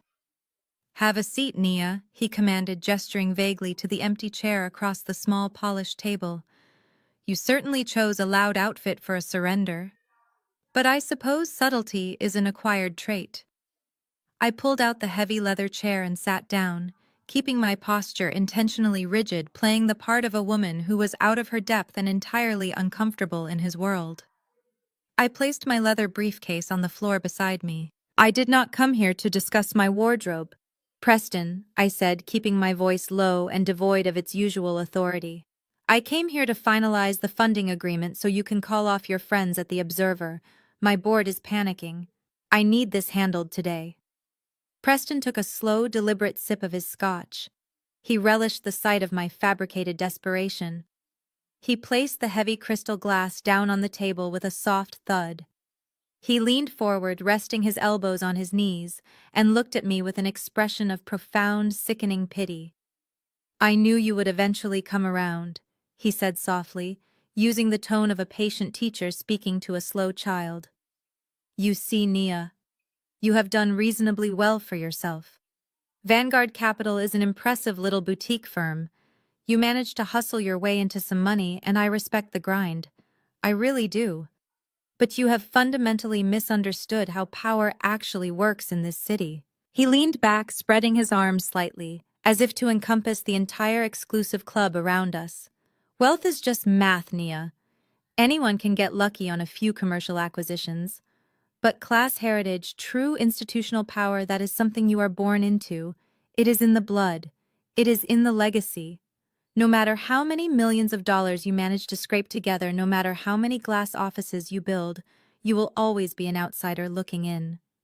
Without people like me to validate your presence, without the Caldwell name to legitimize your firm, you are just a black girl from Brooklyn who got a lucky break. You do not belong in these rooms, and yesterday proved that. The moment I made a single phone call, your entire reputation began to crumble. You have no armor here. The sheer breathtaking audacity of his racism and classism hung in the air, thick and toxic. He was sitting across from a woman who held his total financial ruin in a leather briefcase, yet he was absolutely certain he was the superior being in the room. He thought he was doing me a favor by explaining the natural order of the universe to me. I looked down at my hands, forcing my shoulders to slump slightly, letting him believe his words were cutting deep into my insecurities. "I am just trying to protect my company," I murmured. "And that is exactly why I am going to help you," Preston said, his smile widening into a predatory grin. "I am going to throw you a lifeline, Nia. But obviously the terms of our arrangement need to reflect the new reality of the situation. You came to me needing a public relations rescue, and my time and influence are highly valuable." He reached into his tailored jacket and pulled out a sleek, embossed leather folder. He placed it on the table and slid it across the polished wood toward me. "These are the updated terms for the Heritage Heights funding," he explained smoothly. "Vanguard Capital will wire the full $50 million to my development firm by the close of business today. However, it will no longer be structured as a standard commercial loan. It will be an equity partnership." I opened the folder, looking down at the freshly printed documents. I kept my face entirely blank as I read the clauses he had inserted. It was not a partnership. It was a corporate hijacking. "You want a 50% equity stake in Vanguard Capital's future acquisitions?" I said, making my voice tremble slightly, as if I were reading a death sentence. "And you want a permanent voting seat on my executive board?" Preston nodded, looking entirely pleased with himself. "It is for your own good, Nia. You need a steady, experienced hand to guide your firm. You need someone who knows how to navigate the elite circles of this city without triggering the kind of public relations disaster you are currently facing. I will take on the burden of managing your public image and your major acquisitions. I will be the public face of Vanguard when dealing with legacy institutions. I will integrate your firm into the old money network. In exchange, you provide the capital for my projects. It is a mutually beneficial synergy." He was demanding half of my future profits and the power to veto my corporate decisions, all without contributing a single cent of his own money. He wanted to hollow out my company, use my capital to fund his racist gentrification project, and then parade me around as his silent, obedient minority partner to secure government grants. He wanted to swallow my authority whole and leave me as a figurehead in my own empire. "And if I refuse to sign this?" I asked, quietly. Preston sighed, looking at me with cold, dead eyes. "Then I leave this club. I make a phone call, and tomorrow morning the Financial Observer runs a 3-part investigative series on your firm. I will have my friends on Wall Street quietly advise their clients to divest from Vanguard. I will ensure that you are blacklisted from every major commercial real estate deal on the East Coast. You will lose your investors, you will lose your company, and you will go back to whatever miserable little cubicle you started in. You do not have a choice, Nia. Sign the papers." I stared at the predatory contract sitting on the table between us. I thought about my mother, who had mortgaged her home to this monster. I thought about my sister, who was blindly marrying a man planning to commit federal fraud in her name. and I thought about the $100 bill he had handed me in the lobby of the Plaza Hotel, telling me to take a cab back to the hood. He had laid all his cards on the table. He had shown me the absolute darkest depths of his arrogance. He had dug his grave so deep that he would never be able to climb out. I closed his leather folder and pushed it back across the table. "You make a very compelling argument, Preston," I said, my voice suddenly shifting. The manufactured tremble vanished entirely. The soft, defeated posture evaporated. I sat up perfectly straight, planting my feet firmly on the floor. I looked him dead in the eye, dropping the mask of the terrified victim, and letting the ruthless, calculating CEO of Vanguard Capital step fully into the light. "But there is a slight problem with your proposal," I continued, my voice ringing with absolute razor-sharp authority. "I do not sign contracts drafted by men who are actively committing wire fraud." Preston froze. The smug smile vanished from his face as if it had been wiped away by a physical blow. His hand stopped swirling the scotch. He stared at me, his pale eyes widening slightly in sudden, uncomprehending shock. I reached down and unlatched my leather briefcase. I pulled out a thick stack of documents, the paper crisp and heavy. I did not slide them gently across the table. I dropped them directly in front of him with a loud, authoritative smack that echoed through the quiet oak room. "I brought my own paperwork, Preston, and unlike your little fairy tale, my terms are not up for negotiation." Preston stared at the thick stack of papers I had just slammed onto the mahogany table. For a fleeting second, genuine confusion masked his arrogant features. Then his default setting of condescension returned. He let out a harsh, dismissive laugh and leaned back in his wingback chair, crossing his arms over his tailored suit. "Do you really think you are in a position to make demands?" "Nia," he asked, his voice dripping with venom. "I just told you what is going to happen. You do not get to bring counteroffers to your own execution. My terms are final. If you do not sign my folder right now, I am making the phone call." I kept my eyes locked on his, entirely unfazed by his empty threats. "I am not making a counteroffer, Preston. I am giving you the reality of institutional finance. My board of directors will never authorize a $50 million wire transfer based on a hastily printed equity partnership you typed up in your country club. Vanguard Capital is a heavily regulated entity. We have compliance protocols. If you want the money today to cover your balloon payments, it has to be executed on our official corporate paper." I tapped the thick stack of documents with my manicured index finger. "This is a standardized corporate funding agreement drafted by my legal department this morning. It authorizes the immediate release of the $50 million you so desperately need. It satisfies my board. It bypasses the current public relations crisis by burying the transaction in subsidiary shell companies, and it gets you your cash by 4 o'clock this afternoon." Preston narrowed his eyes, leaning forward slowly. He looked at the intimidating stack of legal documents, his suspicion battling against his overwhelming greed. He reached out and pulled the stack toward him. What kind of subsidiary shell companies, he demanded, trying to sound like a man who was still entirely in control of the negotiation. "Standard international holding trusts," I replied smoothly, weaving the lie flawlessly. "To shield Vanguard from the negative press you so graciously generated for us, the funds will be routed through a third-party entity. The contract simply outlines the transfer mechanics. It is dense, I admit, but my lawyers are thorough. You can take it to your own legal team to review, of course. But you and I both know that corporate lawyers take at least 3 business days to dissect a document of this magnitude." I paused, letting the silence stretch just long enough to make him sweat. "And according to my intelligence, your commercial bridge loans default at exactly midnight tonight. If you walk out of this club without signing, you will be officially bankrupt before the sun comes up." The color drained from his face again. I had hit the exact nerve. He knew he did not have 3 days. He barely had 3 hours. He flipped open the heavy cover of the contract. His eyes darted across the pages, scanning the dense, labyrinthine legal jargon my attorneys had meticulously crafted. It was a masterpiece of misdirection. To the untrained eye or the desperate eye, it looked like a complex but standard disbursement agreement. I watched him turn to page 4. I knew exactly what was on that page. It was the only part he truly cared about. "There it is," I said, pointing casually at the third paragraph. Schedule A. The authorization for the immediate wire transfer of $50 million to Caldwell Development Partners. Preston stared at the bold number printed on the page.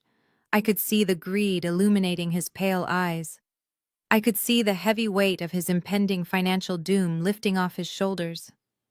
He was so blinded by his own privilege, so convinced of my inherent inferiority, that he could not fathom a reality where I could outsmart him on paper.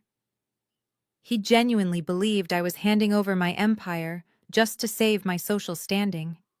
He flipped to the signature page at the very back of the thick document. He looked up at me, a victorious, cruel smile stretching across his face. "You know, Nia," he said, reaching into his inner jacket pocket and pulling out a heavy gold fountain pen. "For a moment there, you almost had me convinced you were going to put up a real fight. But blood always tells, does it not? You people always fold when the real pressure is applied. You know who the masters of the universe are." I did not react to the vile insult. I simply reached into my briefcase, pulled out my own pen, and leaned over the table. I signed my name on the designated line for the CEO of Vanguard Capital.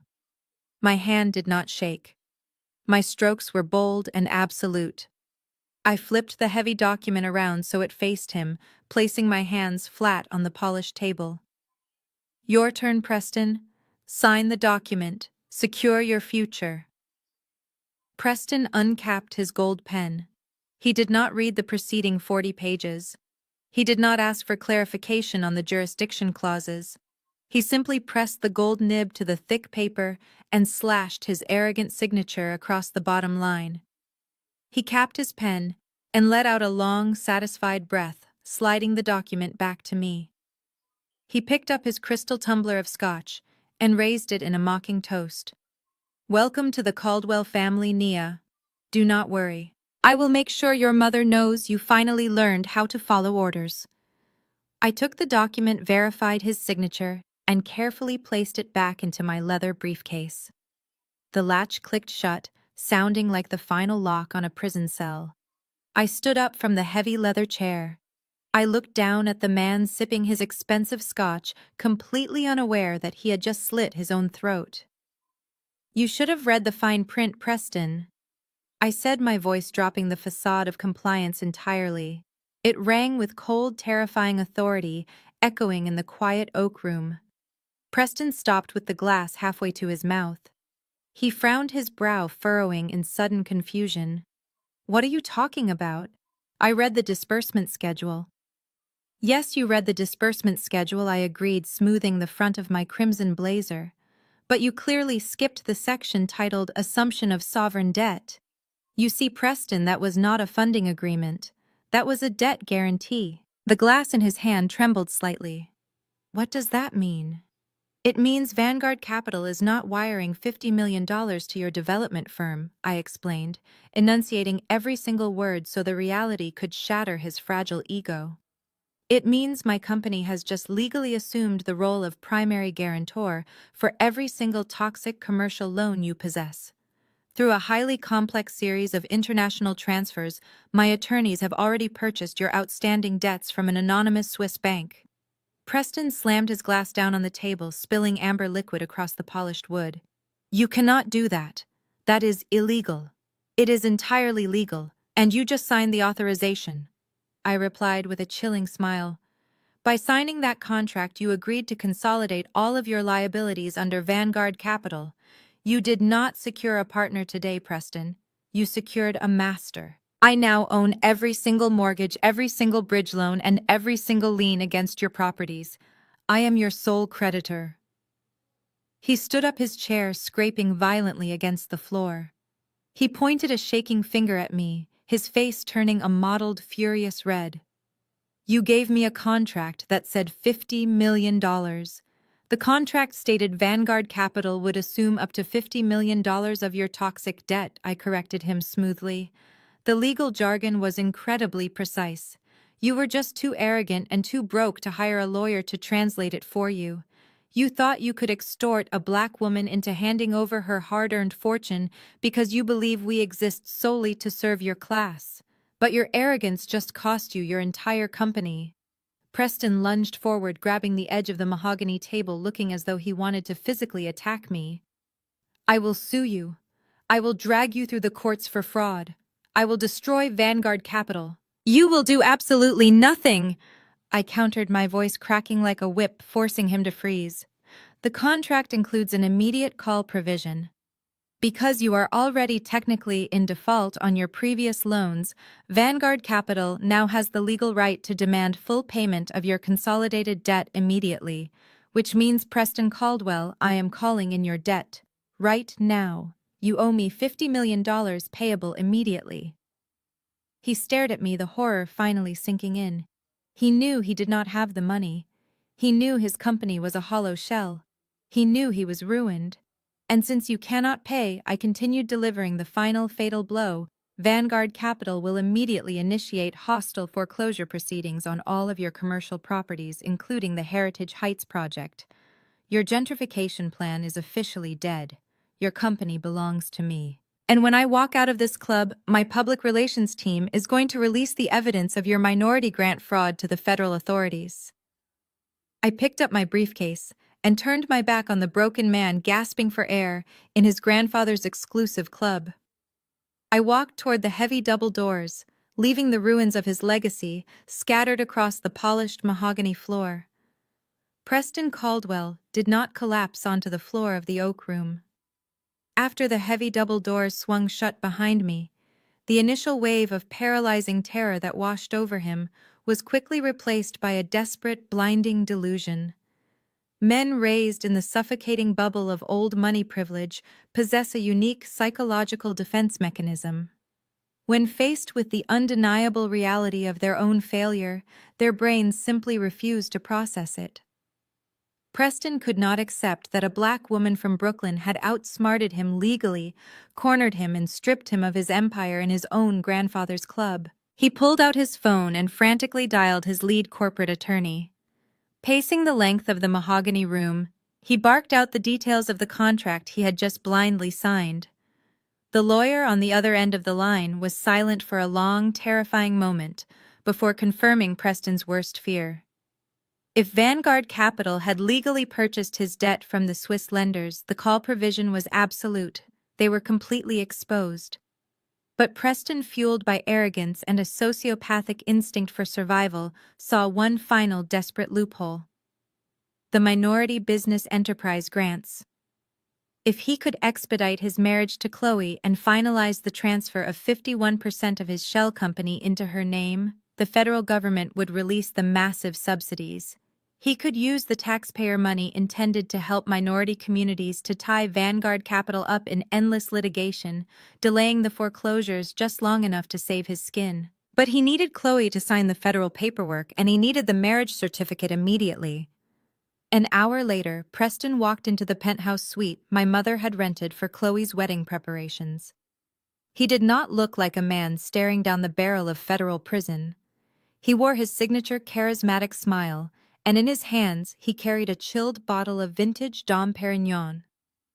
Chloe and my mother were sitting on a plush velvet sofa, reviewing floral arrangements and luxury seating charts. When Preston walked in, he popped the cork on the champagne. The loud crack echoed through the suite, a sound of manufactured victory. He poured the bubbling liquid into 3 crystal flutes and handed them to my sister and my mother. "We did it," Preston announced, raising his glass high. "I just left the Vanguard Club." Nia put up a bit of a fuss, shed a few tears about the media pressure, but in the end she folded exactly like I told you she would. She signed the corporate funding agreement. The $50 million is officially secured. Chloe let out a piercing shriek of delight, practically dropping her champagne flute as she threw her arms around Preston's neck. My mother Valerie sat back against the velvet cushions, a slow, deeply satisfied smile spreading across her face. She took a sip of her champagne, her eyes gleaming with a toxic mixture of triumph and vindication. I knew she would break, Valerie said, her voice dripping with condescension. Nia has always been stubborn, but she is terrified of public embarrassment. She knows she cannot survive in the corporate world without our family's support and your connections, Preston. She finally realized her place. I am sure it was a humbling experience for her to hand over that kind of power. It was very humbling. Preston lied smoothly, wrapping an arm around Chloe's waist. But she made the smart choice. Now, because the funds are going to be routed through a few international holding trusts, the actual wire transfer might take a few days to clear the banking regulations. But the contract is signed. We are untouchable. Preston looked down at Chloe, his eyes shining with calculated manipulation. In fact, he said softly, I was thinking about how much stress this week has put on all of us. The media, the family drama. We should not have to wait another month to start our lives together. We have the money secured. I want to marry you right now, Chloe. Let us move the wedding up. Chloe gasped, her eyes going wide. Move it up to when? This Saturday, Preston replied without missing a beat. My family has incredible pull at the Plaza Hotel. I know for a fact they have a cancellation in their grand ballroom this weekend. Let us expedite the plans. We can upgrade the catering, double the floral budget, and make it the event of the season. A true celebration of our victory. Valerie practically vibrated with excitement. The sheer extravagance of moving a high society wedding up to the upcoming weekend appealed to every single one of her superficial desires. She immediately reached for her phone, already dialing her event planner, completely oblivious to the fact that she was rushing her favorite daughter straight into a federal trap.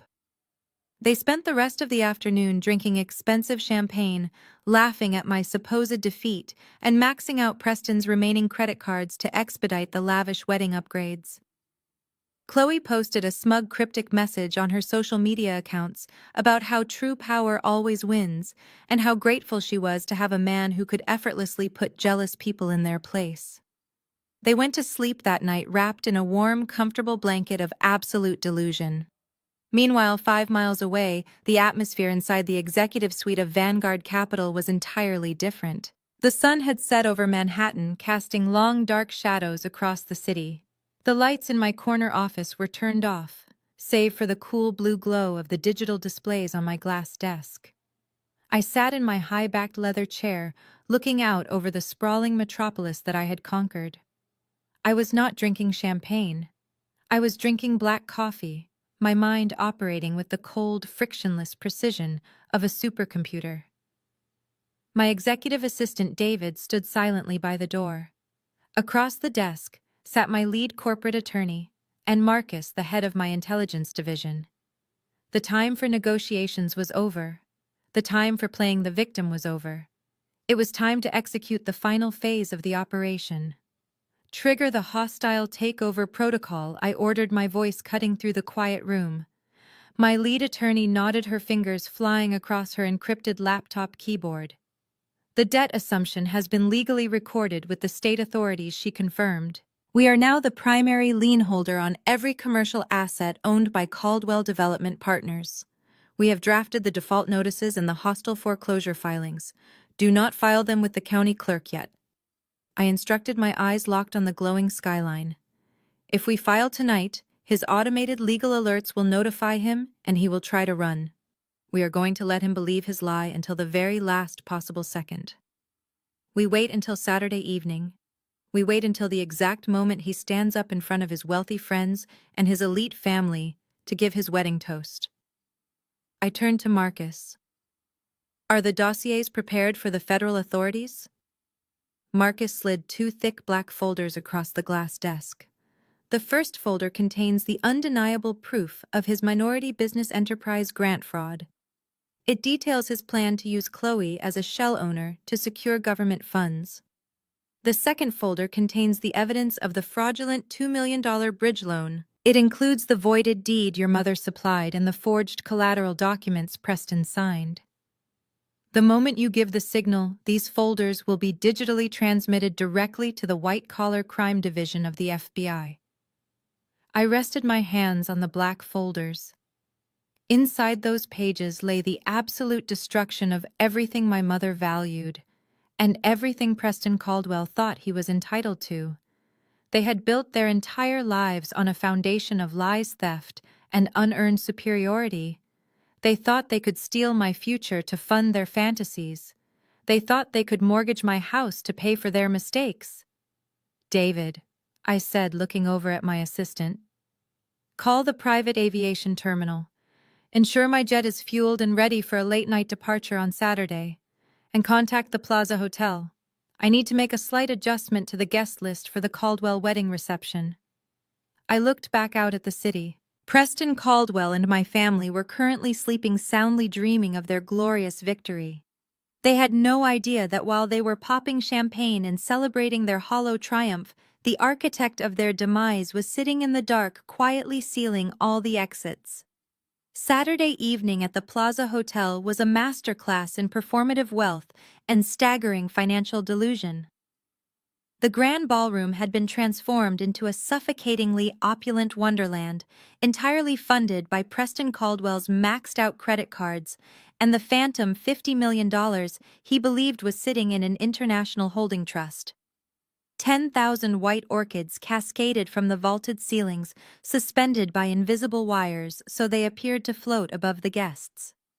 A 12-piece string quartet played classical renditions of modern pop songs, while waiters in crisp white tuxedos circulated with silver trays of beluga caviar and vintage champagne.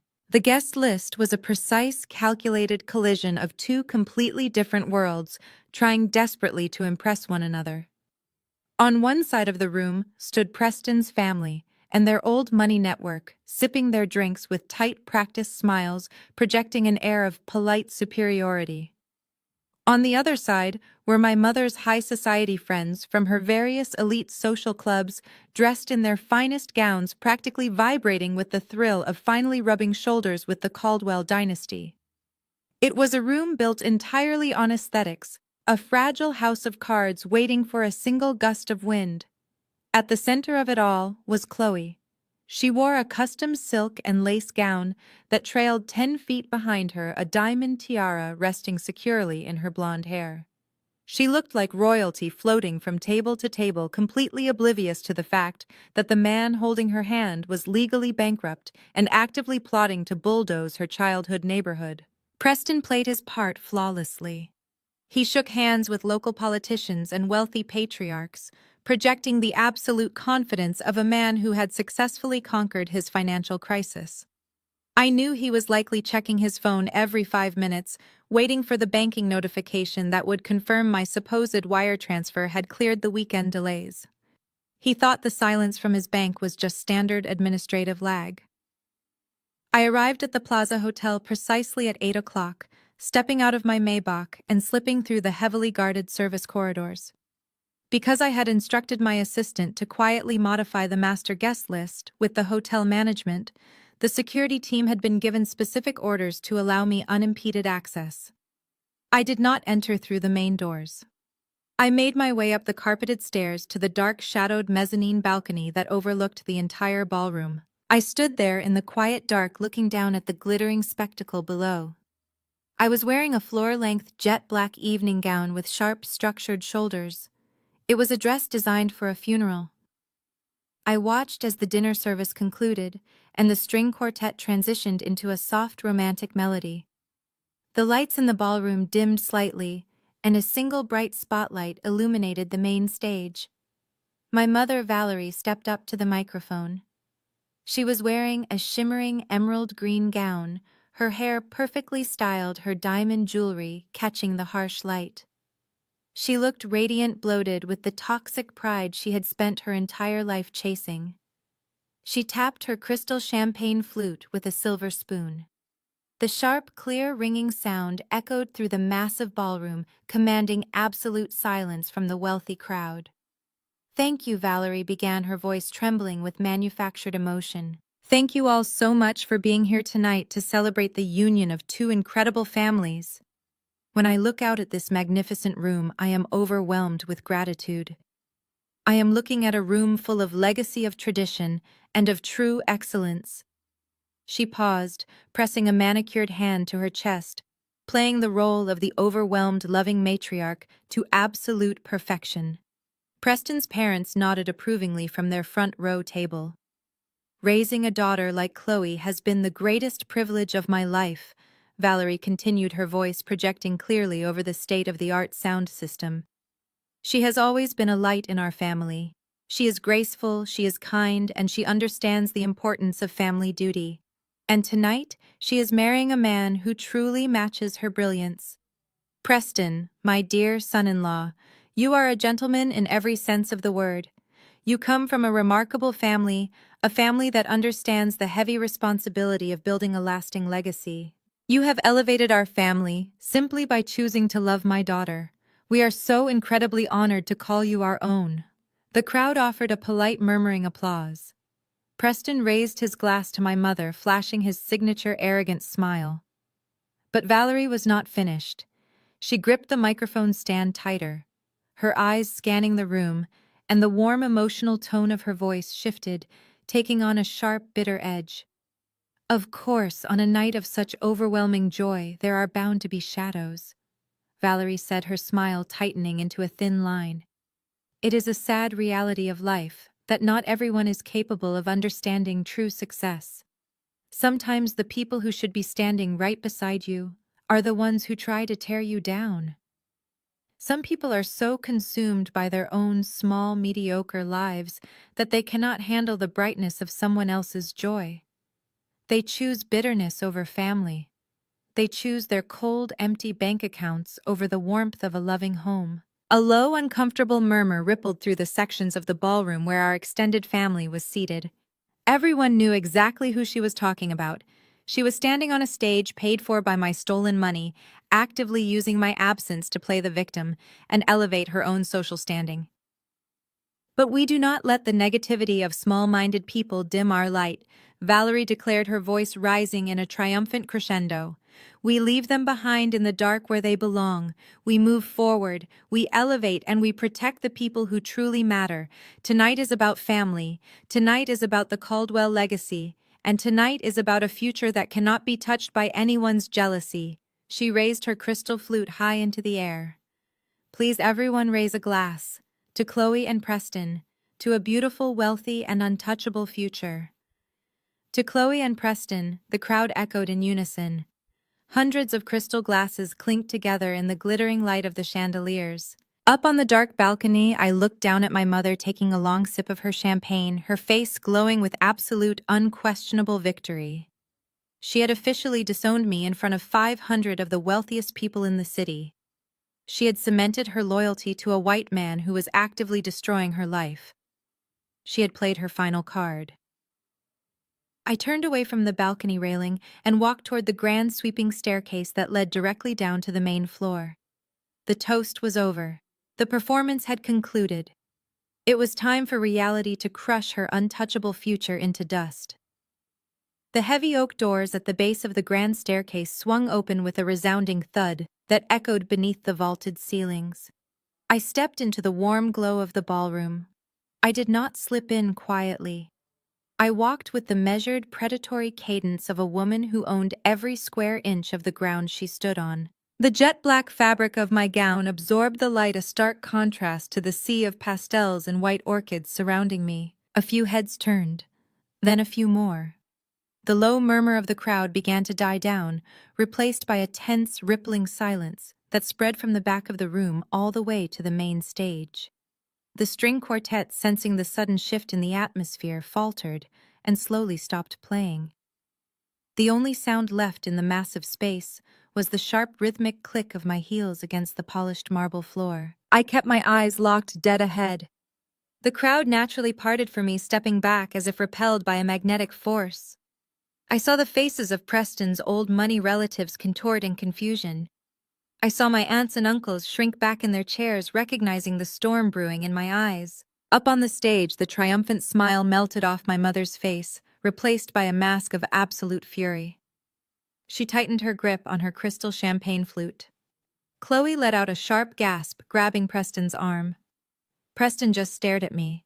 his brow furrowed in annoyance, completely unaware that the Grim Reaper had just walked into his wedding reception. I reached the steps of the stage and ascended without breaking my stride. Valerie stepped forward, her eyes blazing with toxic rage. She lowered the microphone, leaning in to hiss at me under her breath so the crowd would not hear. "What do you think you are doing?" Valerie demanded, her voice shaking with anger. "I told you that you were not welcome here. Get out of this hotel before I have security drag you out. You are ruining Chloe's night." I did not stop walking. I stepped directly into her personal space, forcing her to take a step back.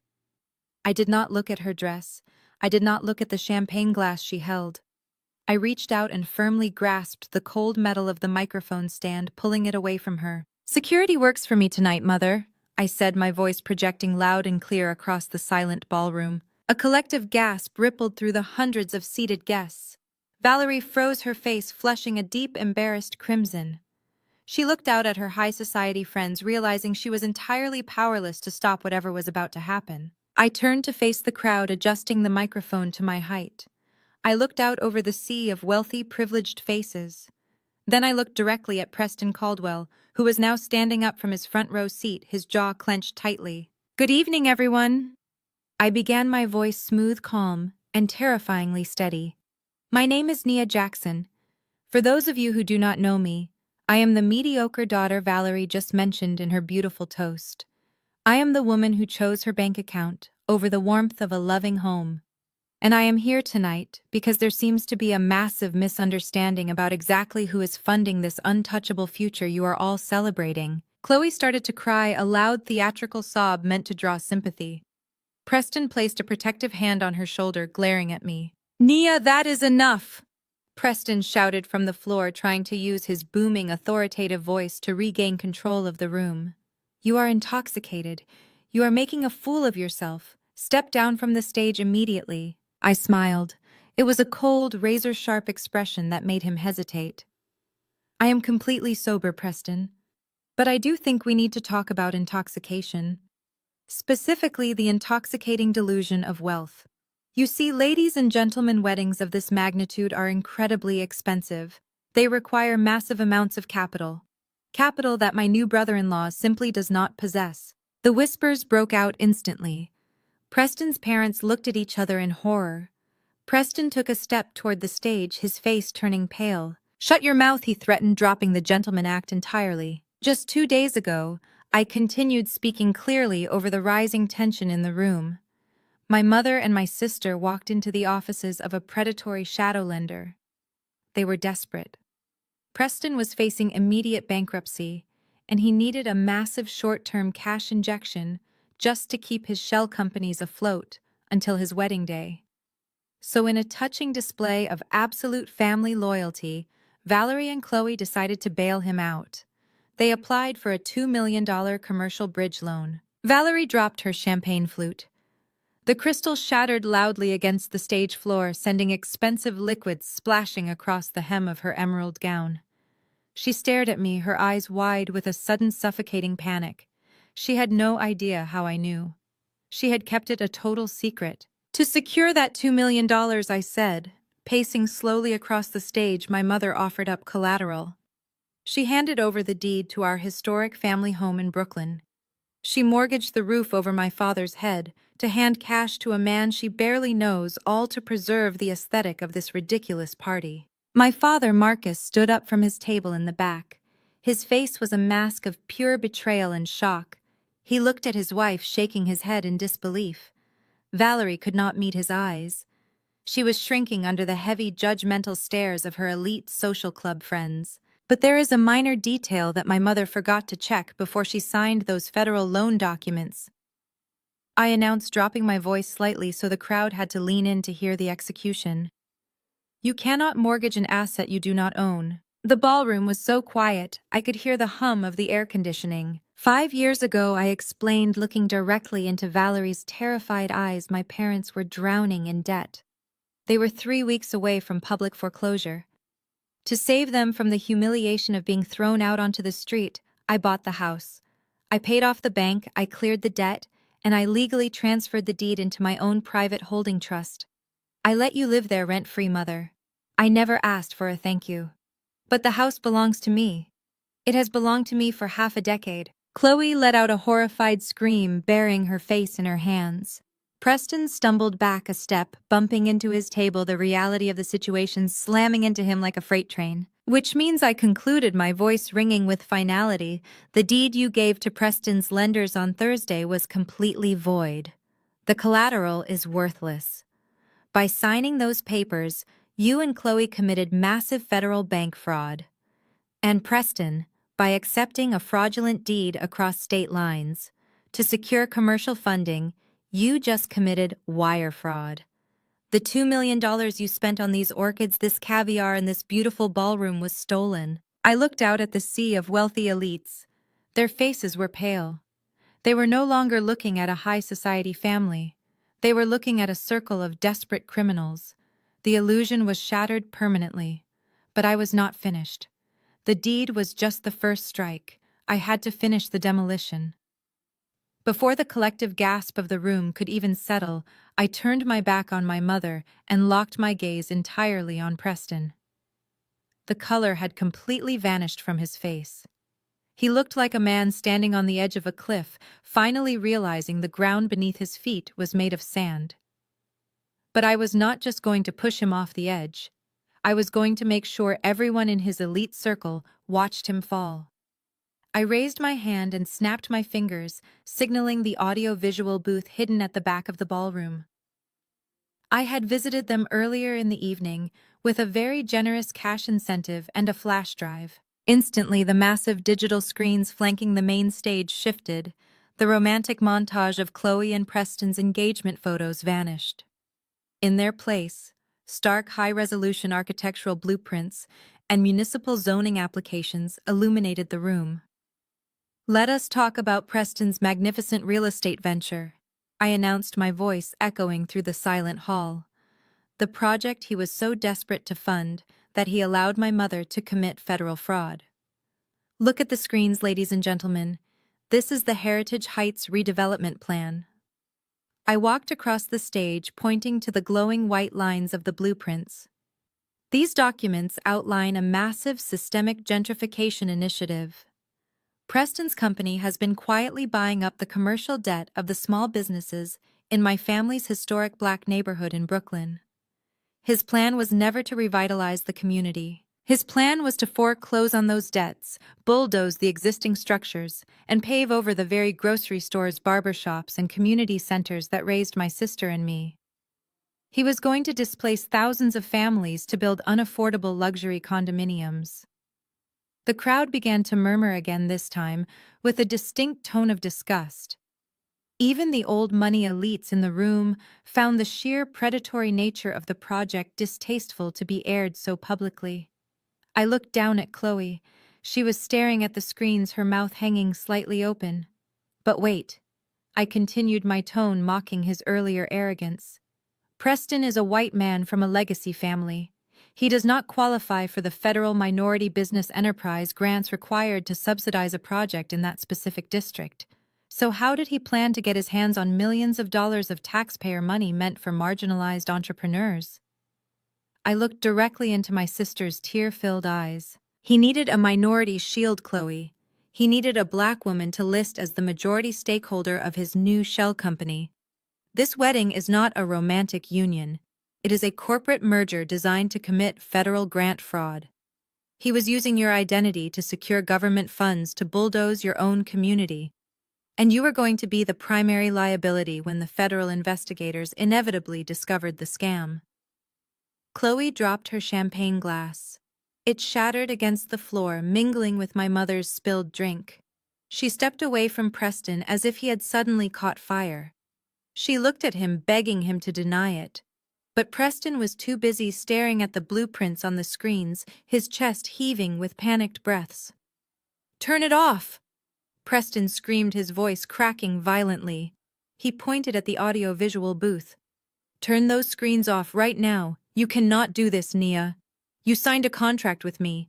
Vanguard Capital is my partner. You legally assumed my debt. We are in this together." I let out a low, cold laugh that cut right through his hysteria. "Did you really think I would ever partner with a man like you, Preston? Did you really believe I would use my empire to fund the destruction of my own heritage? I stepped back to the center of the stage, commanding the absolute attention of every single person in the room. I did not just assume your debt, Preston. When you signed that contract in the Vanguard Club, you agreed to an immediate call provision. Because you were already in default with your previous lenders, I demanded full payment of your $50 million debt the moment I walked out of the room. Preston shook his head wildly. You cannot call a debt I cannot pay. It takes months to file for foreclosure. Normally, yes, I replied smoothly. But you failed to read the secondary equity conversion clause buried on page 42. Because you failed to satisfy the immediate call provision, Vanguard Capital exercised its legal right to convert your toxic debt into company equity. The transition was finalized by my legal team just hours ago. I gripped the microphone, leaning forward to deliver the final fatal blow. Vanguard Capital just executed a complete hostile takeover of Caldwell Development Partners. I did not come here tonight to ruin your wedding. I came here to inform you that Vanguard Capital now officially owns 51% of your company. I am the majority shareholder.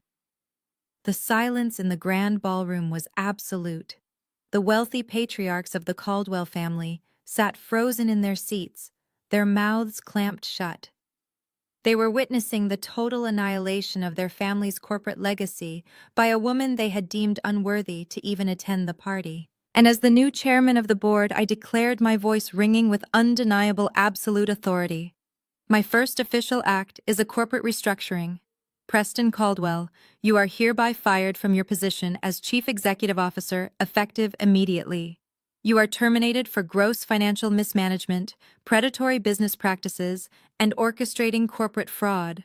You no longer own a company. You no longer have an executive title. You have absolutely nothing. Preston's knees buckled. He stumbled backward and collapsed into an empty chair at the front table. He buried his face in his hands, his perfectly styled blonde hair falling into disarray.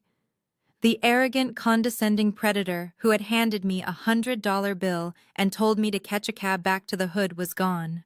In his place sat a broken, bankrupt man who had just lost his entire empire on a stage he paid for. The demolition was complete. I had dismantled his wealth, his reputation, and his future in front of everyone he spent his life trying to impress. But the night was not quite over. There was still the matter of the authorities waiting in the wings. The silence in the grand ballroom was heavy, suffocating, and entirely broken by the sound of the heavy oak doors opening for a second time. The guests turned their heads, expecting hotel security to finally intervene. But the people walking down the center aisle of the Plaza Hotel were not wearing hotel uniforms. 6 men and 2 women entered the room, moving with a synchronized, unyielding purpose that instantly commanded the space.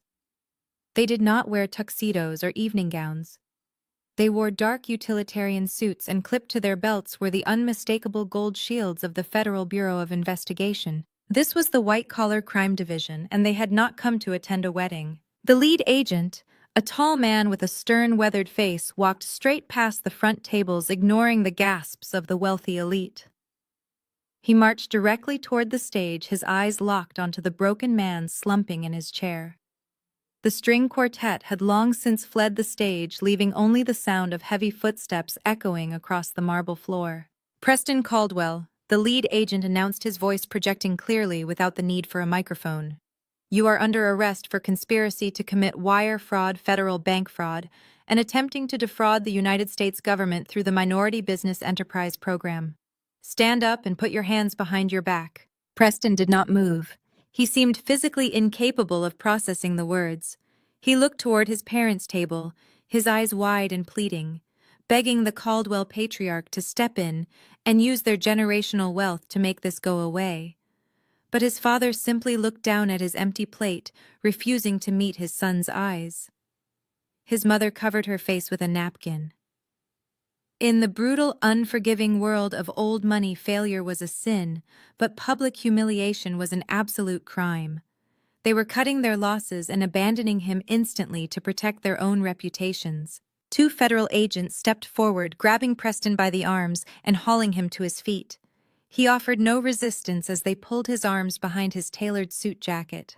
The sharp metallic click of the steel handcuffs locking around his wrists echoed sharply through the quiet room.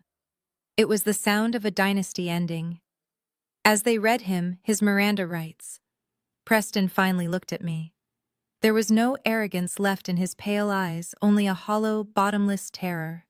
They turned him around and marched him back down the center aisle, parading him in front of every single person he had tried to impress.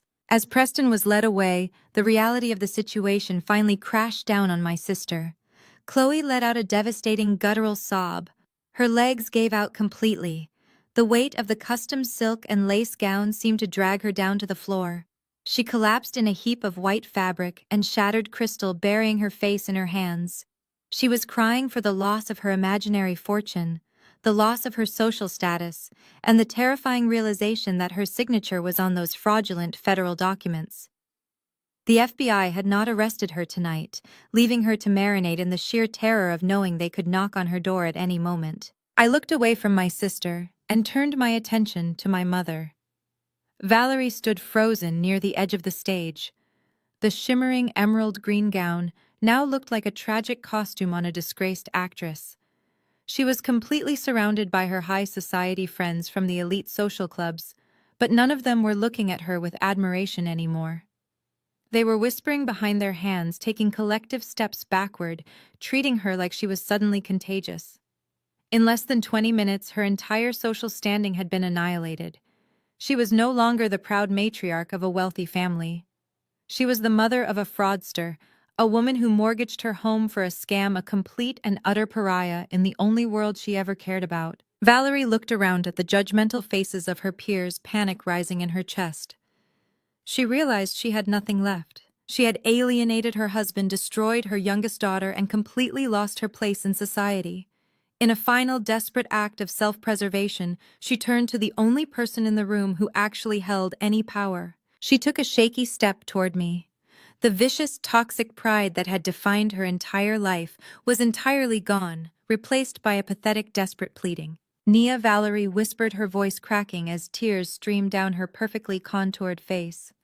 "Nia, please, you have to stop this. We are family. I am your mother. You cannot leave us like this. We will lose the house. Chloe will go to jail. Please, you have the money, you have the company, you can fix this. I will do anything you want. I will apologize. I will make it right. Just tell them you made a mistake." I stood perfectly still, looking at the woman who had drained my college fund, belittled my career, and kicked me out of her home just days prior. I felt absolutely nothing for her. The well of forgiveness had dried up years ago. I opened my black leather clutch. I bypassed my phone and my keys, reaching for the small folded piece of paper I had carried with me all week. I pulled out the crisp $100 bill. It was the exact same bill Preston Caldwell had shoved into my hand in the lobby of this very hotel, telling me to take a cab back to the hood, so I would not ruin his aesthetic. I held the bill between my fingers, letting Valerie see it. Then I let it go. The $100 bill fluttered down, landing softly on the head table right next to the puddle of spilled champagne and broken glass. "Cab money for you all," I said, my voice cold, flat, and carrying a terrifying finality. "Get out of my sight." I turned my back on my mother, ignoring the loud, racking sobs that erupted from her chest as she fell to her knees beside my sister. I walked down the steps of the stage and headed straight for the main exit. The sea of wealthy guests parted for me once again, but this time there were no whispers of confusion. There was only absolute terrified respect. They lowered their eyes as I walked past, recognizing the undisputed apex predator in the room. I pushed through the heavy oak doors and walked out into the grand lobby of the Plaza Hotel. I did not look back. I stepped through the revolving glass doors and out into the crisp, cool night air of Manhattan. My black Maybach was idling at the curb, the engine purring softly. My driver immediately stepped out and opened the heavy rear door for me. I slid into the quiet, luxurious leather interior, the chaos and the crying fading away entirely as the door clicked shut. "Take me to the Vanguard building," I instructed my driver. As the car pulled away from the curb and merged into the glowing city traffic, I looked out the tinted window at the towering skyscrapers. I had entered this week as an invisible sister, constantly underestimated and relentlessly disrespected by the people who should have loved me most. I was leaving it as the undisputed master of my own universe. I had not just survived their toxic betrayal, I had weaponized it. I had burned their fraudulent kingdom to the ground and built my empire on the ashes. Let this be a lesson to anyone watching who is quietly enduring the weight of an ungrateful family or an arrogant enemy. Do not scream. Do not beg for their validation. Take their insults, take their underestimations, and use them as bricks to build your fortress. Because when the time finally comes to strike, you want them to be completely comfortable right up until the moment you take absolutely everything. This concludes my story. Thank you for being here, and remember, the best revenge is not just living well. The best revenge is total corporate acquisition.